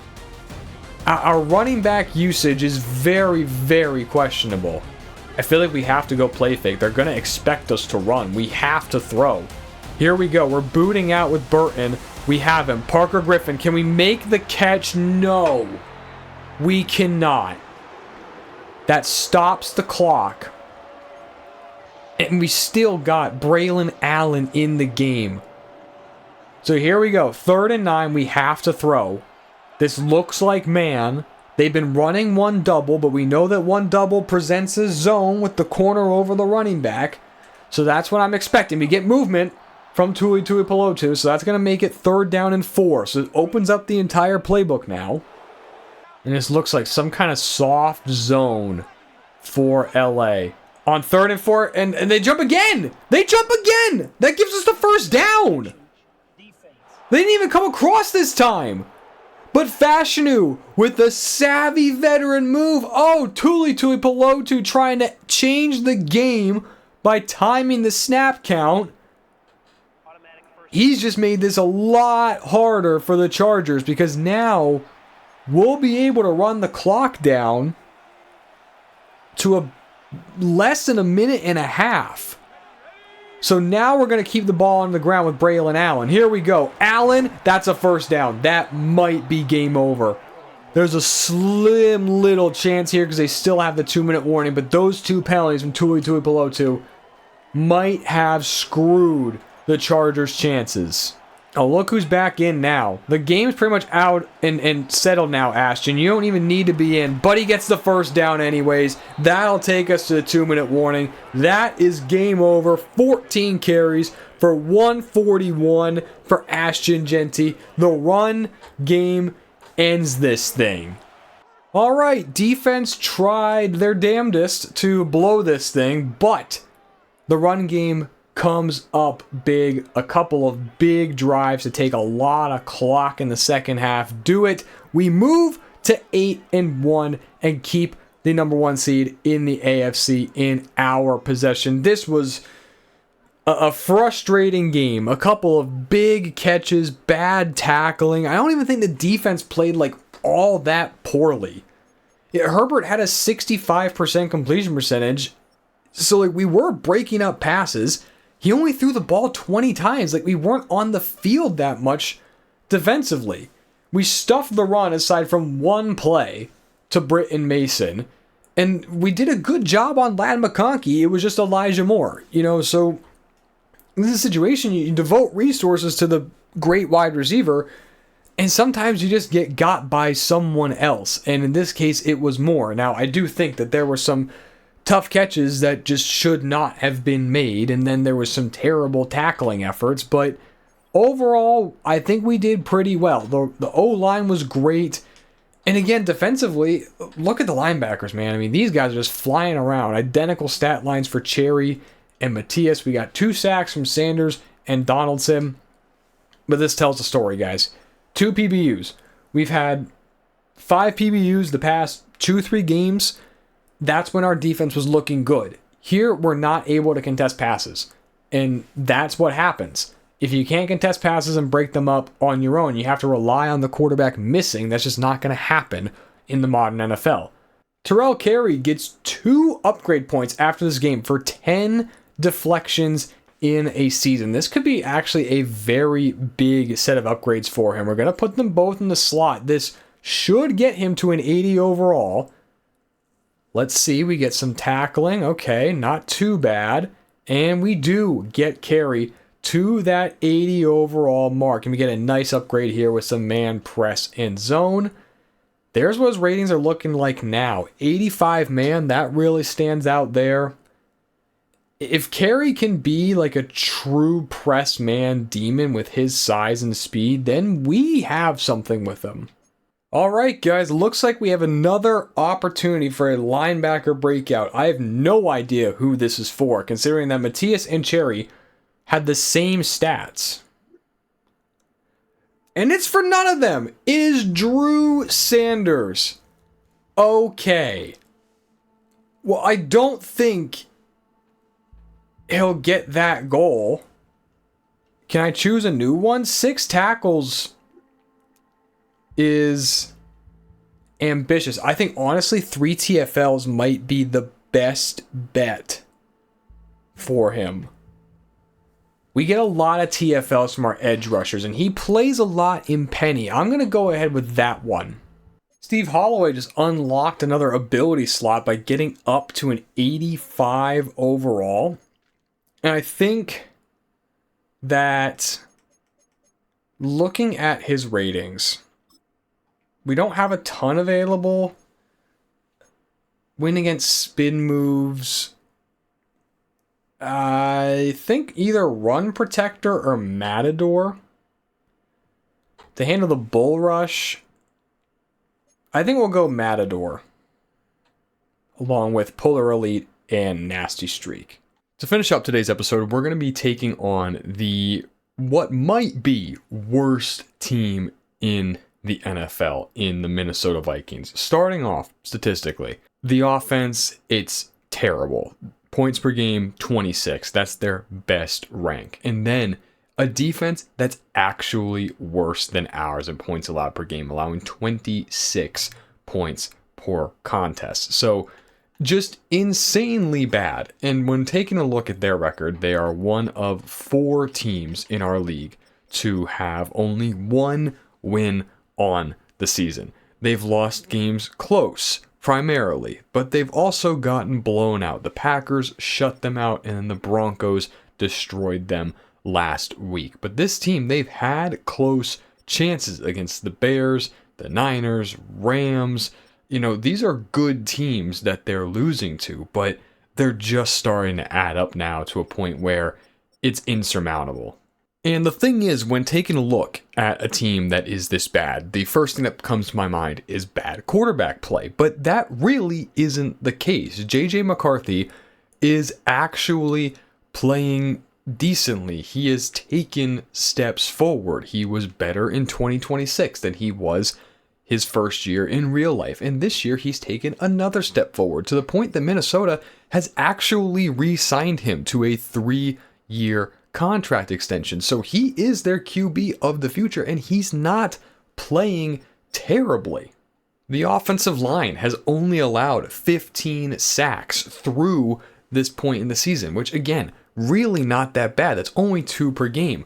The run game is poor. Jordan Mason is RB1 for them. And Mason, he's just a very whelming running back. Tony Pollard is the RB2. They're both averaging under 4 yards per carry. This looks a lot like what the last game looked like against the Chargers, where they just don't run the ball well. And they didn't run the ball well against us if they just didn't break off a very long touchdown run. JJ McCarthy, he's got 96 yards rushing because quarterbacks don't scramble in franchise mode. And again, this is not an explosive running game because, again, the sim engine stinks, and the longest run on the year for the Vikings is 10. But the unique matchup with this offense comes with this receiving core, and it all starts with the best wide receiver in the NFL, Justin Jefferson. Simply put, guys, this is why Cover 2 exists. We are going to call Cover 2 to Justin Jefferson every single snap. I do not care if he hasn't done anything in the first half. Oh, we're going to start letting up in the second half. No, we are not. We are going to put Terrell Carey on him because Terrell Carey is bigger, and tell Carey to jam him at the line and slow him down. If he goes vertical, he has safety help over the top. We don't need Darian Porter's speed there. Instead, we'll focus the speed on Jordan Addison, who's actually averaging more yards per game than Jefferson. They also have Ty Felton as wide receiver 3. He's not too bad. But I also look at TJ Hawkinson as a big receiving threat for them. Tight ends, they're always tough in Madden. He's got very nice hands. He's very kind of Josh Mann coded with having very good hands and pretty decent speed. So the receiver core, when you have a guy as good as Jefferson that you have to devote so many resources to, it could open up these other threats. But it's a complicated matchup, yet at the same time, we really have a simple response. Taking a look at their offensive line, they do have Sergio Meander, who's a second-year guard for them. Really, really poor run blocker. Excellent pass protector. So I don't think we'll get much pass rush up the middle, but the run game in the interior, this could be a reason why Minnesota struggles so much. Overall, though, the rest of this offensive line is quite solid. Ryan Kelly, he also doesn't have great run blocking ratings, so I do think this is the reason why their run game does not sim well. Defensively, Minnesota is leading in tackles by rookie linebacker Johnny Bush, who is actually a college teammate of Chauncey Cherry. So these two guys were the linebackers for the Tar Heels last year, which is just insane. Bush, he's also very fast, good tackler. He's very similar type of a player to Cherry, just not quite as high of upside. And then they also have X Factor outside linebacker Jason Rubright. He is a great cover player. Look at 85 zone along with 85 speed. It's a very solid young linebacker group, so very similar to us. The pass rush is led by Jonathan Allen, and then Jonathan Grenard is the best edge rusher. They do have first-round pick from last year, Brooks Harris. He comes in with superstar development, more of a run stopper at this point in his career, while Allen handles the pass rush, but he is developing quite nicely. And the secondary is led by Byron Murphy, and then two young corners with Benjamin Morrison and Benjamin Lacey, this year's first round pick. So they do have some youth there. They're very athletic. They all have 92 speed. We got two corners who are better in man, whereas Murphy, he's pretty good in man, but much better in zone. At safety, they've taken Wisconsin safety Evan Lafferty to replace Harrison Smith. He's got good size, good speed. He hits hard, really just kind of a clone of what Harrison Smith was when he came into the league. And then the versatile chess piece, Josh Metellus, is the other safety. So really, looking at this defense, it's kind of like, why are they underperforming? Because they got a lot of youth in the secondary, which looks nice. They got some very solid linebackers who are clearly performing well. And they have good interior defensive linemen. They don't seem to be extremely weak against the run. The only thing I can think of is, the edge rush isn't good. But other than that, it really just feels like this is just such an underperforming defense. I would understand more if they were bad because of the offense, but they're bad because of both units. That being said, though, this does come in as a classic trap game. We got the best record in the AFC against the worst record in the NFC, ahead of one more game before our bye week. This is classic trap game territory. This team still is talented. They're still professionals. We have to come out and execute at home. All right, here we go with the offense on the field. I don't really have like a specific game plan. Again, it's like looking at this defense, I don't think there are a ton of true weaknesses. Just really, really surprising to me that they aren't playing as good as the talent they have would suggest. Coming out, though, it looks like cover 2, so we may have this wheel route to Josh Man off the play action. It's going to be up to Griffin to Man, really, to see who widens. Oh, we got him. Parker Griffin. Hit him, Burton. We overthrow it. We overthrow it again. Like, these overthrows from Dale Burton, a guy with so much supposed accuracy. We're just whiffing on them, missing them badly.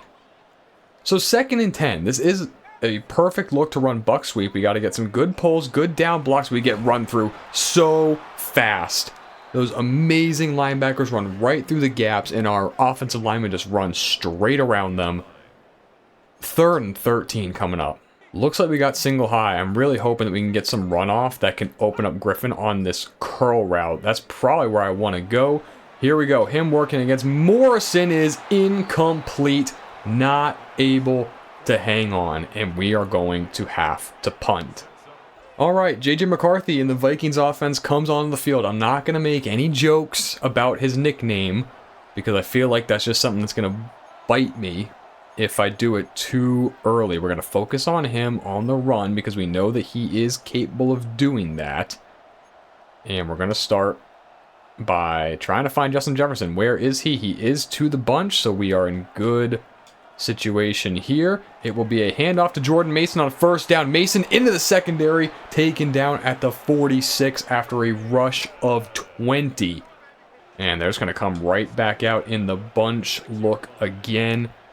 And it's going to be play fake this time for McCarthy. He's only got 2 routes going down the field, looking for Jefferson, covered by Drew Sanders. It is broken up, incomplete. Not quite the guy we want covering the best receiver in the NFL. It works in our favor there, however.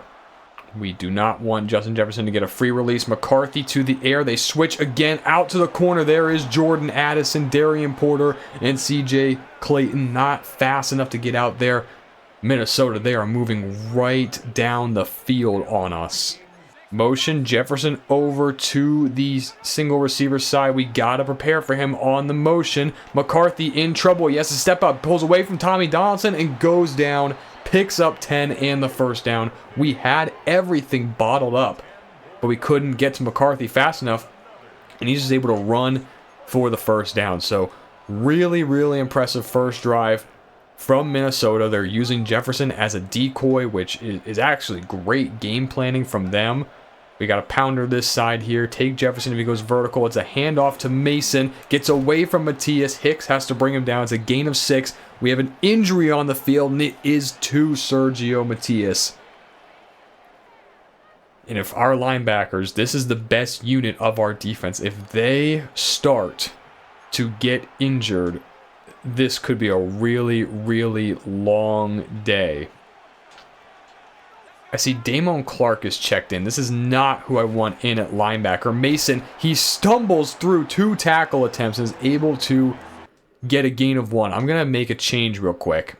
Just making sure we get Chauncey Cherry in as the actual Mike linebacker in situations where Matthias can't go. Pressure, and we get the sack. Mekhi Blackman on the slot blitz. Excellent work. Everything balled up down the field. Only guy that's open against those 2 deep fire zones is the running back, Matthias. He has bruised ribs. He'll return soon. That's fine, though.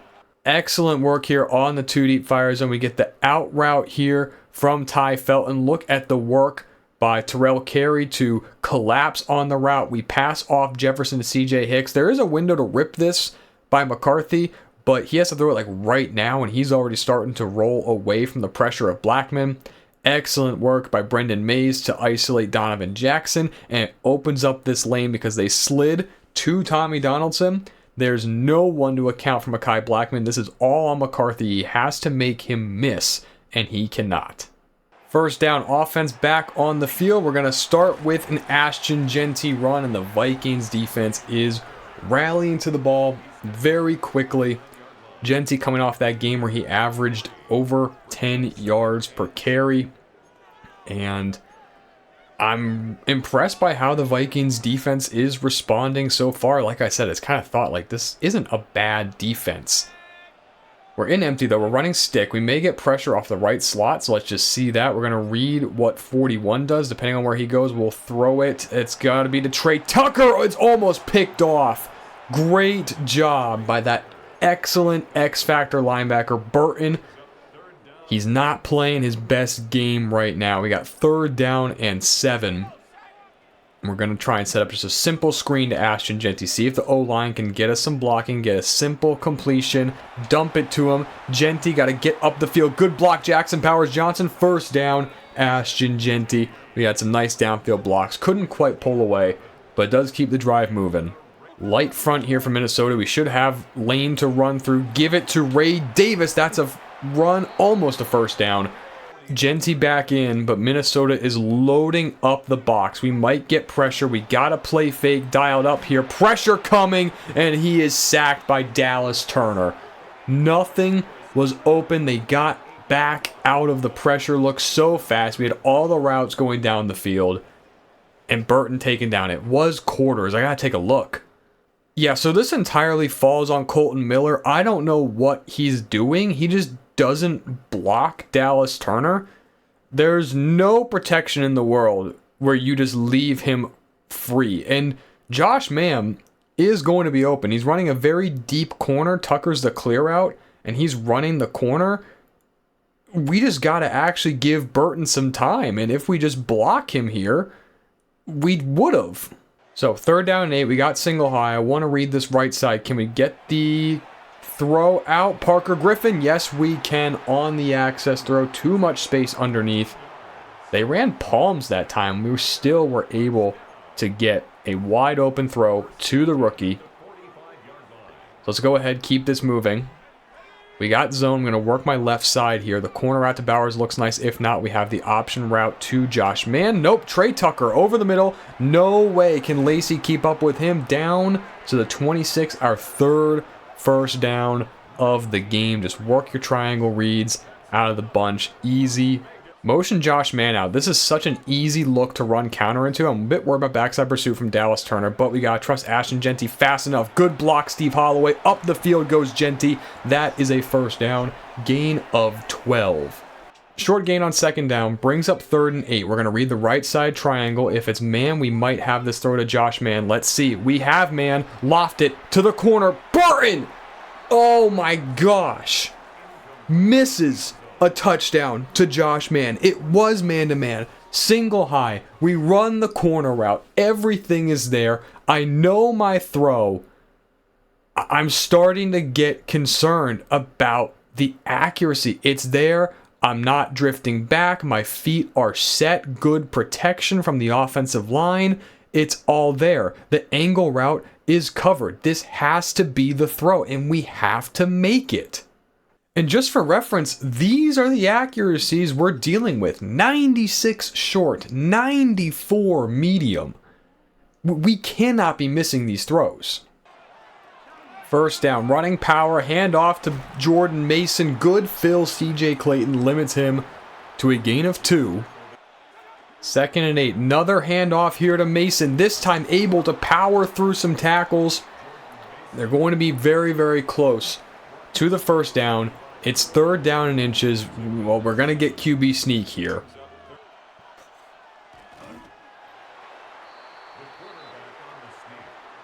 Oh, McCarthy didn't get it. I didn't even look. Dude, we didn't get it. We stuffed him.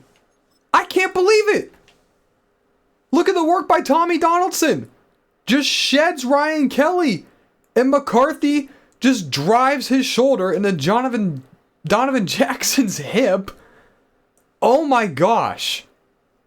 What a goof by McCarthy. I'm sorry, I couldn't even believe it. I didn't even say anything. Normally the QB sneaks are so automatic that I don't even show them. My gosh, we get the punt from Minnesota. Take a look at the toilet bowl down there between the Ravens and the Lions. 1-7 versus 2-7. That's terrible. But we're going to take the field. I mean, that's a massive stop by the offense. And, well, now Dale Burton has to go back to trying to play quarterback.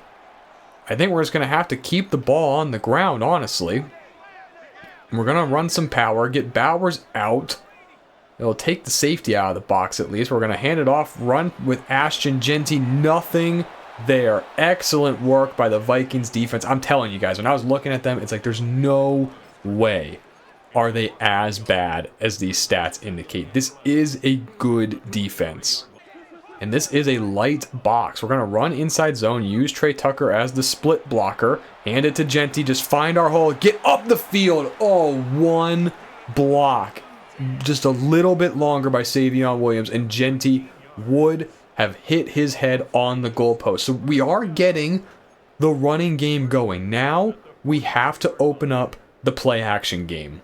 Looks like single high, so I definitely love this read from Williams to Bowers off the play fake. We love running this kind of concept. Just dump it off. Brock Bowers, get the first down. We do not. We get 9.5. Try and give us a little bit of a box advantage. Going to read Dallas Turner here. He's going to force a keep from Burton. We're going to get the first down. Great work by Josh Mann to give us a second level lead block. And Burton, we're going to get the first and then get right down. Check out Rubright. He is in the zone right now. He has zone hawk, so he's going to be even better in coverage. Play fake for Burton. We got to get it out because Dallas Turner was coming. Just dump it to Ashton Jeanty. We're able to create something and get 7. So we are firmly into field goal range for AJ Marks, but we do want a little bit more here. We're going to go play fake.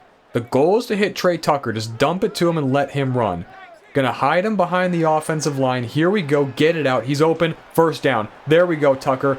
Get your yardage down to the 25. Now, this is where it all kind of fell apart last time. We tried to maybe get a little bit too cute, and things fell apart. But we're going to go ahead. Hand it to Ashton Jeanty. Just keep it simple. We got 2 tight ends on the field. Give it to him right up the middle. Well, we can't even do simple because we don't block Jonathan Allen. It's a tackle for loss, a loss of 4. Well, we're going to get that yardage right back thanks to an encroachment by Brooks Harris. So it'll be second down and 9. This looks like man with the possibility of a slot pressure. We're going to try and get Ray Davis out here. I don't have a run I can audible into. I would love to with this light box. Does a linebacker go out? He does. I don't like what we got. Try and hit. Oh my gosh. Parker Griffin, but he gets clamped by Byron Murphy. I forced the throw. That was disastrous. Utterly disastrous. Intercepted. Turned the ball over. I was hoping that maybe Griffin could just win and just box out Murphy to win. It looked like for a moment, as Minnesota's going to take the field, it looked like, let's go back here. Am I just crazy? Because it looked like for a moment, Griffin, it looked like he was going to win right here. It looks like right here he has the positioning, and he's fast enough. And I was thinking he's going to win right now, but he just never was able to pull away. The ball's not put in a great spot. All around, just awful. Awful play. I should have checked out of it the second I saw this look and thought it was man. Because, of course, the linebacker's going to run with Davis. The only hope here is we rip this to him and we try and use momentum because this isn't a great pursuit angle to see if we can get him up the field and outside of Williams' block. But that's it. Sergio Matias is back in the game as we get a chips look from Minnesota, but he is not 100%. McCarthy throwing. It is in and out of the hands of Ty Felton, knocked out by Mekhi Blackman. So we definitely have to watch out for how Matias is looking. We're getting empty again, so we're going to go ahead and half quarter this bunch. We have Jefferson on the backside. Gotta be aware of him trying to stunt it up. McCarthy looking to throw. He has space to run. He's got the first down. The stunts just forced him out left, and there was no one there. All the routes got cleared out. See Matthias really feeling it. He's trying to fight through the injury. He's not hampered too much athletically, but if he can't go, we might have to kind of look out for our guy here and just say no. Like, you can't play if you're this hampered. We're going to send a bit of pressure now because they're in the chips look, try and stunt it up a little bit. We get motion. This is funky. What's going on here? It's a screen to Jordan Addison. It's a loss of 2 as Cherry brings him down. It brings up 3rd and 12. And we got Bunch, Cherry, and Sanders on the field, so no Matthias. And they're going to motion Jefferson over again. Run him out. And McCarthy gets hit as he throws incomplete. I think we got some pressure from Keon White. And the defense will get off the field. Okay, 3:54 to go in the first half. This is a situation that we live for, right? Take the clock and get the points to end half. And don't give Minnesota any time left. Play action game, it's been working well. The rest of our offense, not so much. We have a very light box here. Linebacker mugged up. We got to be able to block this. Give it to Genty. We don't get work on our double team. Rubright flashes all the way strong side, so I try and cut it back. We get no movement. I think we finally maybe have found the sliders to actually get some real run defense from the CPU. 2nd and 9. This looks like pressure. We might have to get this ball out quick. Genty is my hot if we do. We do not. So we'll throw it. Hit Trey Tucker. Nice job hanging on to it. We get 5. 3rd and 4. And we got single high. We're going to try and see. Does the motion from Genty pull Lacey along with him? It does. So we're going to read this left side. Read it out. Hit Bowers. You're a great athlete, Rubright. Oh, I thought we had it. I thought that we had that. But it's a tackle. Bowers held just shy of the first down. I think what I'm going to do is take this down to the 2-minute warning, and then we are going to QB sneak. We'll try and draw him off, and we'll QB sneak. I just want to run the clock down here. But we can get this. We basically just have to fall forward, and we should have the first down. Here we go. 4th and inches. Burton keeps it. Oh, we got it. That is plenty for the first down. We are almost in AJ Mark's field goal range. That's obviously not what we want to live for. Okay, we have man to man, so we're going to try and work Bowers to Trey Tucker. This should be our throw. Let's see. We got him. Trey Tucker just hit him. We're not able, or the Vikings aren't able to keep up. We are just getting plenty of 2nd and inches. This is ridiculous. But we're in field goal range now. Minnesota, they're mugging the line. I'm not going to buy it this time, though, guys, because you've been able to cover the deep stuff. Give it to Genty. Get up the field. We're bouncing around. Let's take that first time out with the first down. This looks like man. I'm going to put Genty on a corner to have something that's good against man. But if it's zone, we can go ahead, read this out. Here we go. Lots of movement at the top of the drop. We try to get to Josh Mann. Pressure, though, from Jonathan Allen. They're starting to go 1 double. That's something a lot of teams do against us. Here we go. 2nd and 10. They might be trying to box the bunch. We throw it down to Trey Tucker. That is a first down. Excellent work by Tucker. Able to haul that in. Clock drops down now. Below 1 minute. We still have our timeouts. We still got plenty of time to work with. We get pressure. Hit Trey Tucker again. He's just getting all the passes. He bounces off the tackle from Lafferty. That's insane. Gets the first down, so we're able to get up to the line. We'll be able to clock it, save our timeouts, and still have 32 seconds. I'm telling you guys, Trey Tucker is my favorite player on this entire offense. We got mesh dialed up now, single high, so we'll peek the wheel routes. Who do I want? Do I want Williams or Genty? I probably want Genty. Let's see. It's not there, but who is? Mr. Reliable, Trey Tucker took over the drive and takes it in to the end zone for the first touchdown of the day. That's like 7 catches in the first half for Trey Tucker. He may be just kind of the least exciting playmaker with Mann and Bowers and Griffin and Genty, but he's just like the glue guy. He just holds everything together.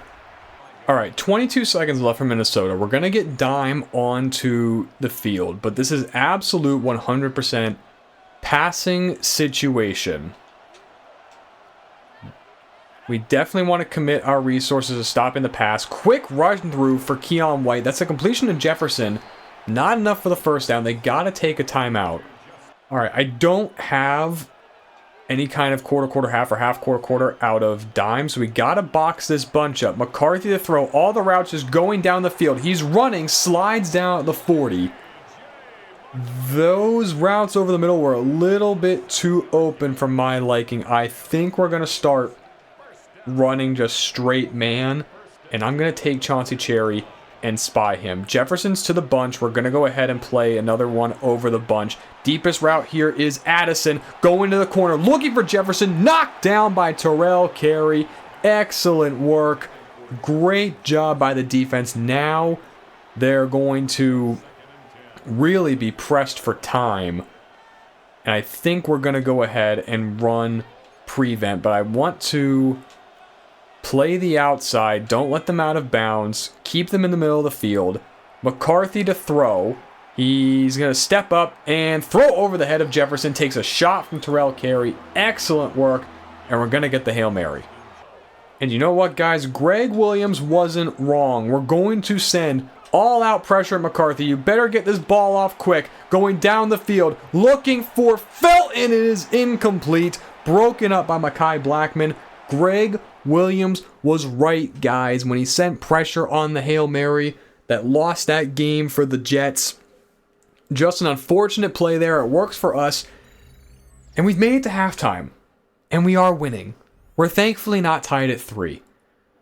But man, it's been a bit of a sloppy game for us so far. Dale Burton has not looked great. We've really had to simplify the passing game to just throws over the middle. The corner route miss was just inexplicable to Josh Mann. I mean, it was just perfect. It was there. It was open. I had everything calculated, and he just misses. The interception is my fault. Bad play call. Panicked. Should have just thrown the ball away. Defense is playing great. J.J. McCarthy's got like 30 passing yards. You know, they're not doing a lot of damage through the air. It's more so McCarthy on the ground. And whatever remnants of their run game they're able to scrap together. So offense back on the field. We've had success with play action. Get the linebackers up the field. We got to be able to block. Pass protection's been a little bit suspect. And keep the run game going. We haven't tried too much outside zone as of late. We haven't been great with it recently. But I'm going to try and get back under center, run a bit more outside zone, see if we can get those backers to over pursue and then get our cutback lanes back inside. A lot of blowouts this week. The Panthers take down the Patriots in a very convincing matchup. Eagles blow out the Cardinals. Giants blow out the Cowboys. The Chiefs blow out the Chargers. Lots of blowouts. Not in our game, though. And the stat that I am most proud of as Minnesota takes the field for their first drive of the second half is 1 catch for Justin Jefferson. Now, Sergio Matias, he's really, really feeling it with his injury. So I'm going to make the executive decision as I reset the linebacker depth chart that it is going to be Sanders and Cherry taking most of the reps. Matias can still play. I'm not going to just rule him out, but I want to limit how much Matias is on the field. We'll keep him in for base in running situations, and that's pretty much it. He's red on his wear and tear. It'll be a play fake from McCarthy. Looking downfield, only has 2 routes, but just caught. Price pulling away from C.J. Hicks. We had 2 routes on the field, and we could not cover them. Jefferson wasn't even out in the pattern. It's a massive play for Minnesota. They get right down into Raider territory. They come out in base. They're going to go play fake once again. They got to dig over the middle. McCarthy all day. Jordan Addison pulls away from Darian Porter, and they're down to the 21. All of a sudden, this Vikings passing game is alive.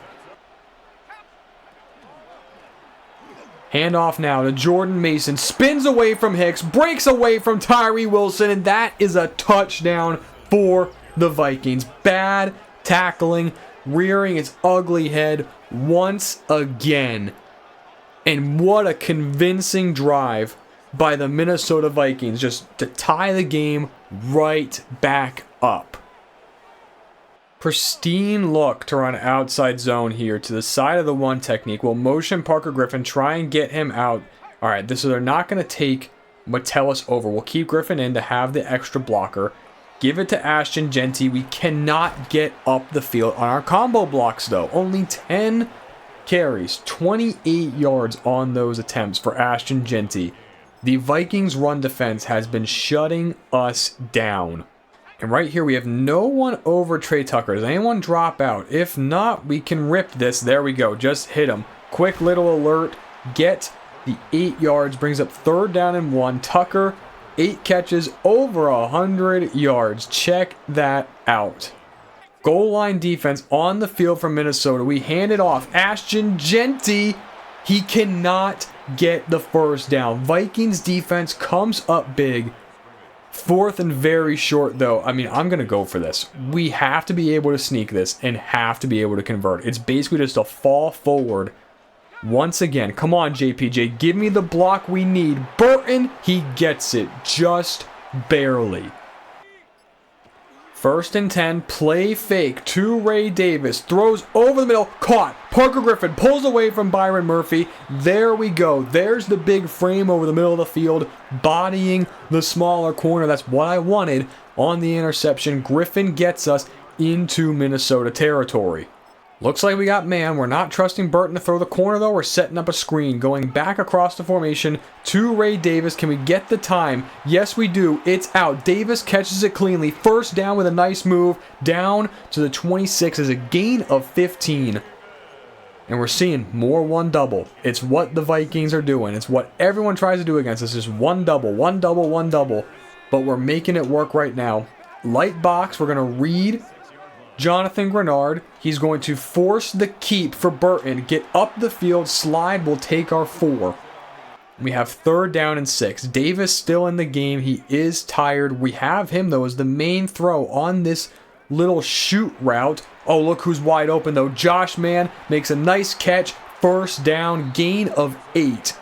Bush not able to keep up there. Can we get a different running back in? It's going to be Braylon Allen. And look at the safety walking down here. We might have pressure. I'm going to check into stick. We'll see here. Just read this out. Pressure coming. We throw it to Josh Mann. Had to wait for the safety to get all the way down there. We do pick up 4. Washington in the game now at tight end. We give it to Davis. Nice run of 4. And it's a big 3rd down and 2. And I think we're going to go with one of the best goal line plays that you can run, which is mesh traffic. We're going to use all these routes over the middle to just make things really, really messy. We might be hot. Let's see. Here we go. Pressure coming. We got to get rid of it. We got to... Our hot route just didn't even get there. We almost throw a pick. Oh my goodness. Josh Mann got pressed into oblivion in the middle of the field.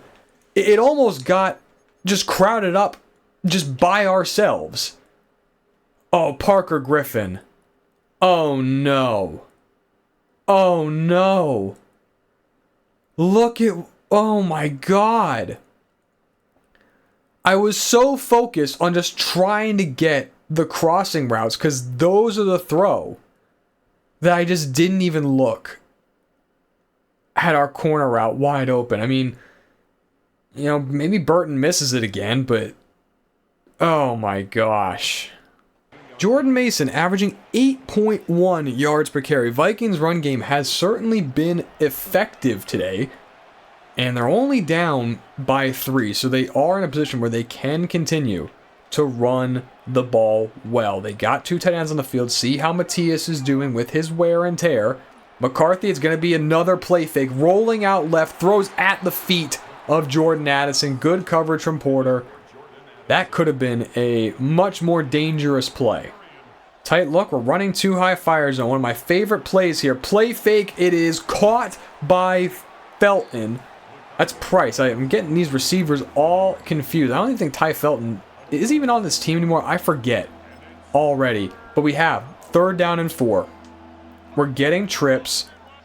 We're going to run Stubby. We're going to try and run Stubby. This could end terribly with Justin Jefferson on the press. McCarthy in trouble, has to lob it. It's out, caught by the running back, but Drew Sanders is able to make the tackle 1 yard short, and the Vikings are going to punt. What a stand, what a play from Drew Sanders. He needs those 3 TFLs for his breakouts. The punt is away. We'll just fair catch it. I don't think we're going to get the TFLs, but Sanders, he just plays such a crucial role in this defense. All right, everybody, let's just take a chill pill. Try and establish the run. Little bit of trap. Just get going downhill. Ashton Jeanty, we get 4. Did you see how the linebacker bodied Steve Holloway? That's crazy. We get 2nd and 6. They might be boxing this. Let's see.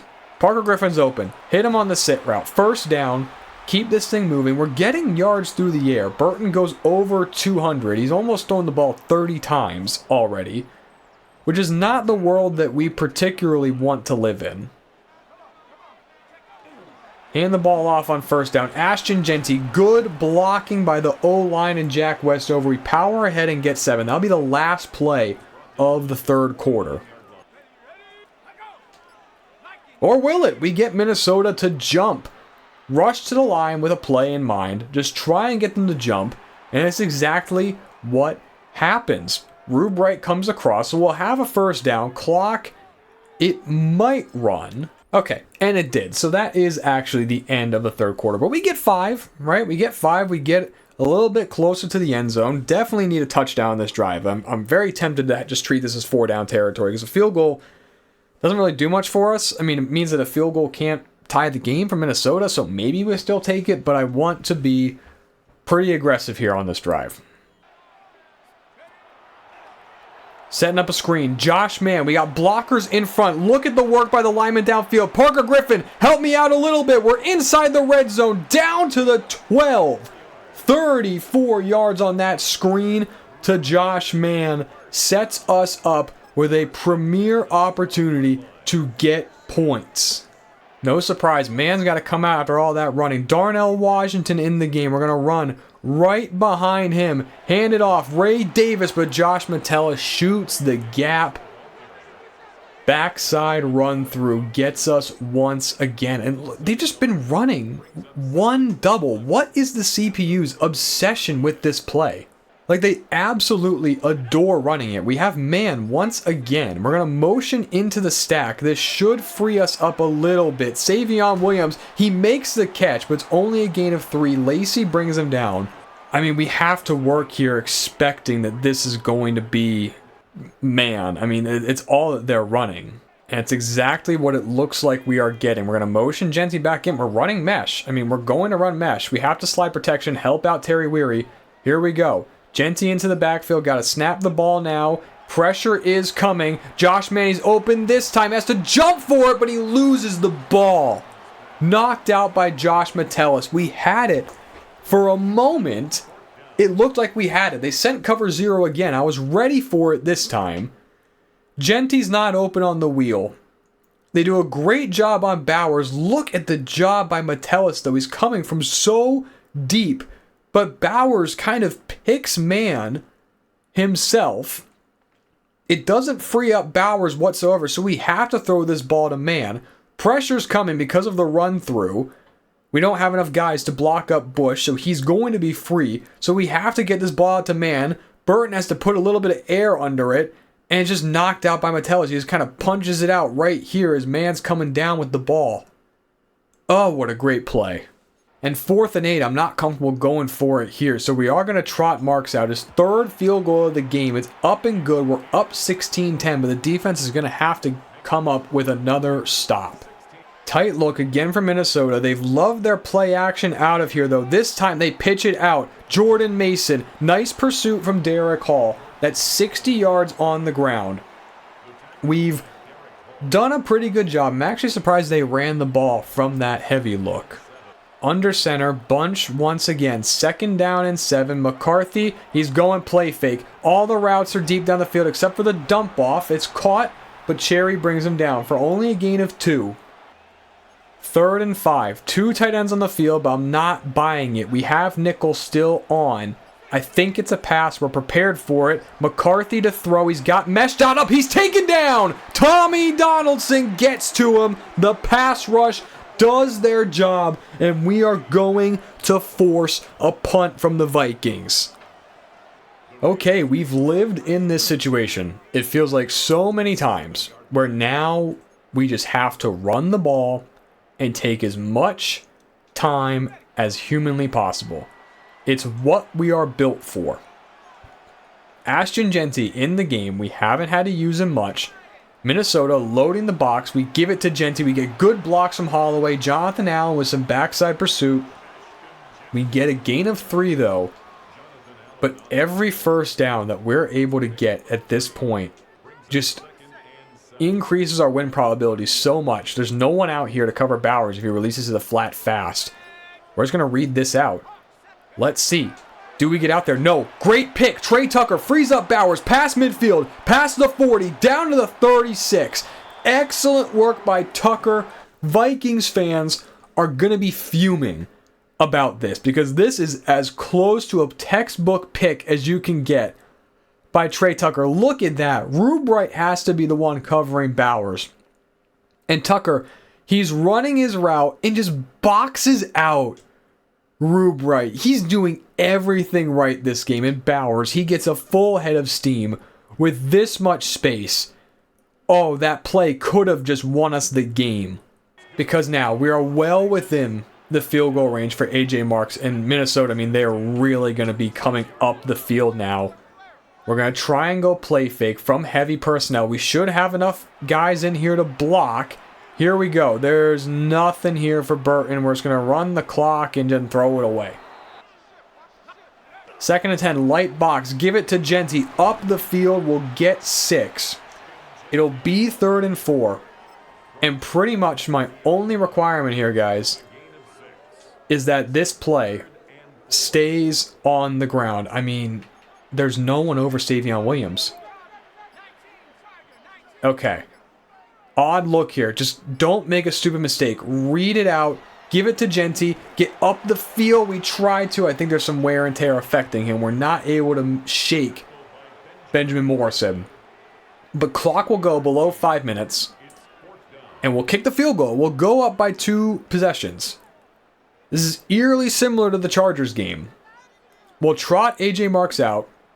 45-yarder, well within his range. Does Minnesota try and come after it? They do not. Marks drills it. We're up by 9. So 4.5 minutes to go. I'm not going to make the same mistake I did last time, assuming it's passing situation, because that's when the Chargers ripped off their massive run that brought them right back into the game. We are going to go with the load front, though.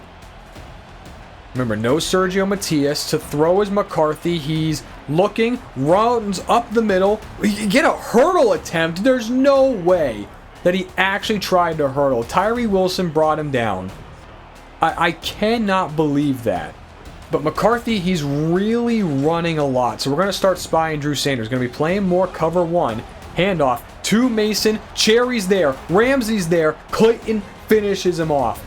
Clock now starting to become a factor. Vikings, they're feeling it. They're going to get to the line fast. We'll stay in cover 1. Spying Sanders. Motion from Hawkinson.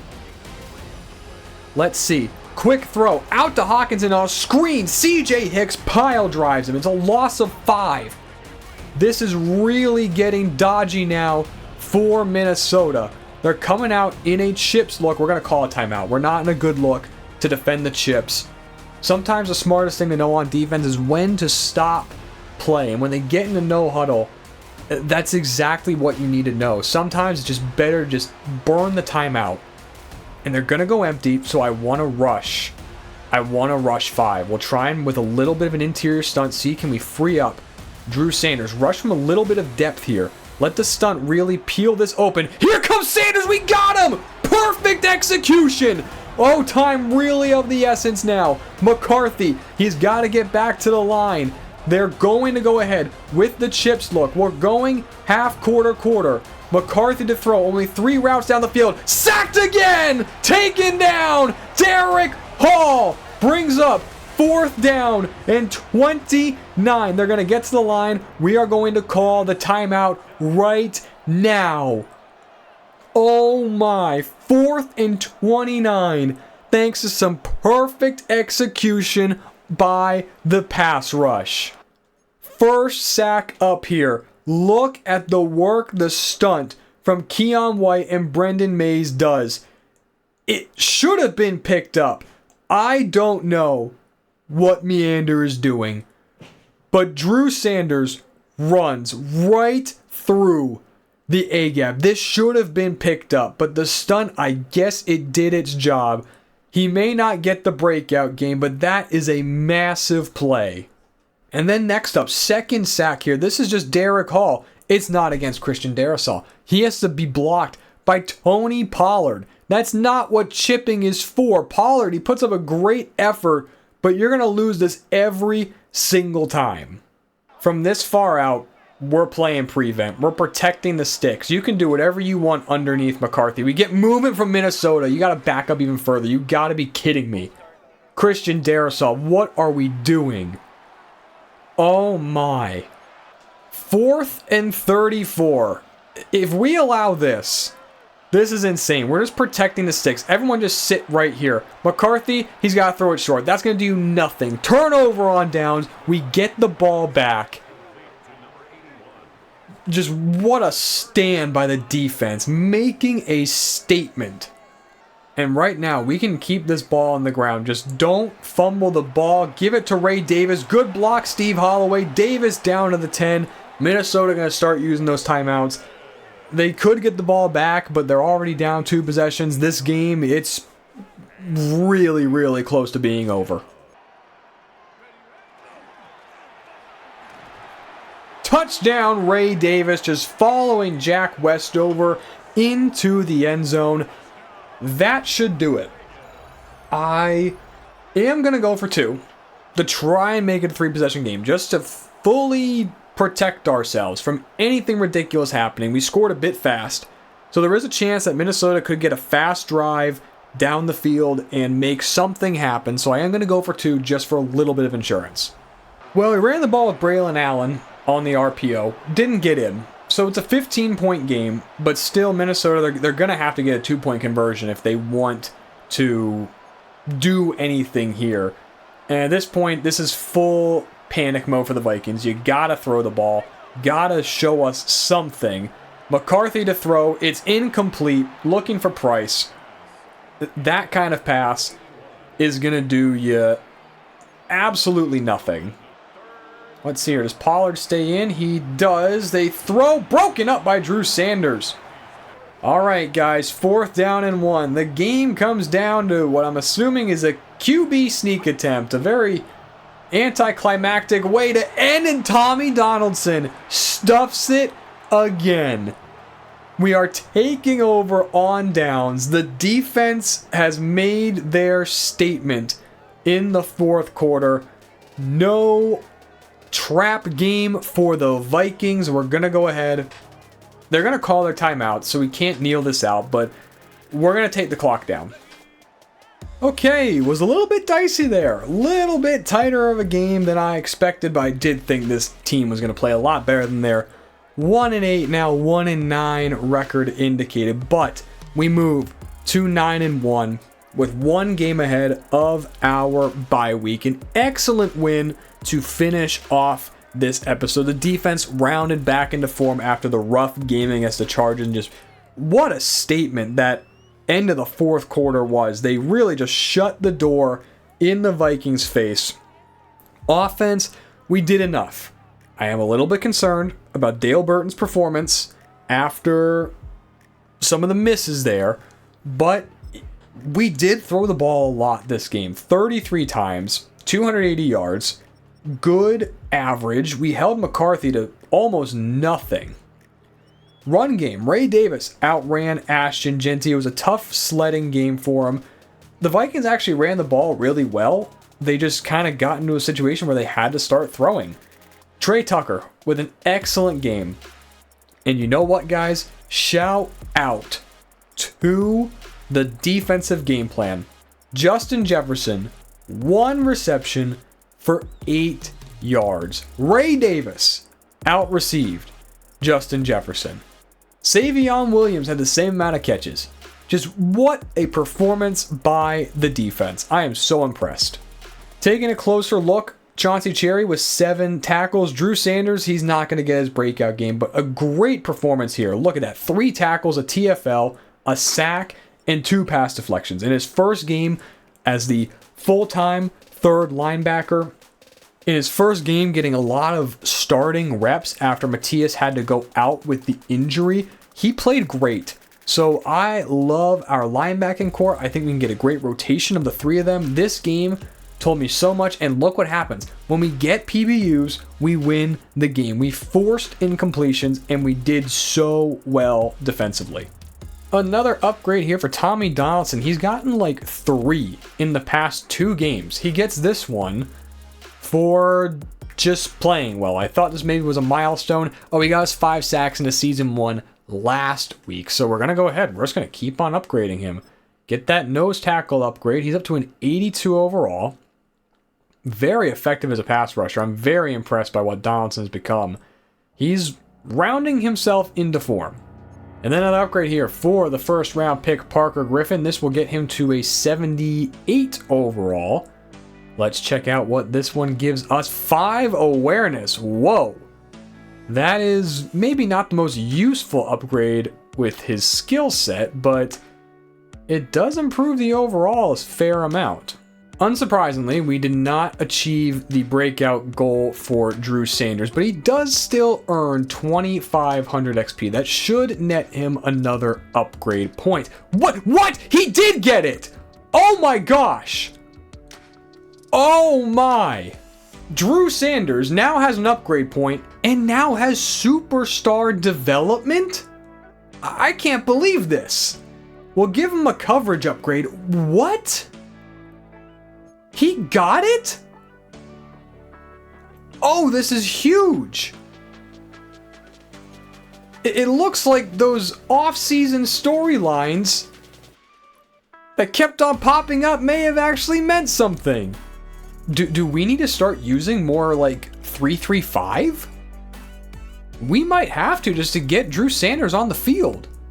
Well, that is a shocking end to this episode, everybody. We are going to end it here. 3 games, another 3 victories, all of which came a little bit differently this time around. We took a close one against Denver.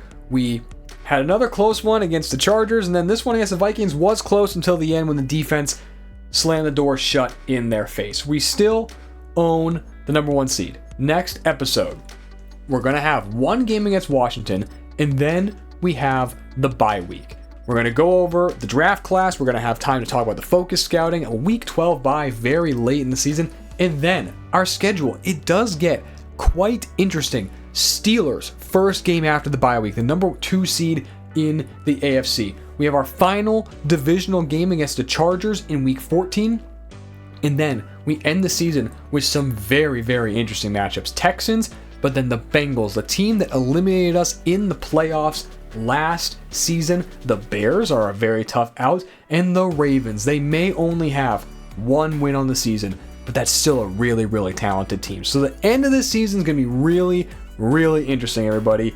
Come back next week to see the matchup against the Steelers, 1 versus 2 seed, currently projected in the AFC. If you liked the video, leave a like, subscribe if you are new, and I will see you next time with the Raiders. Take care.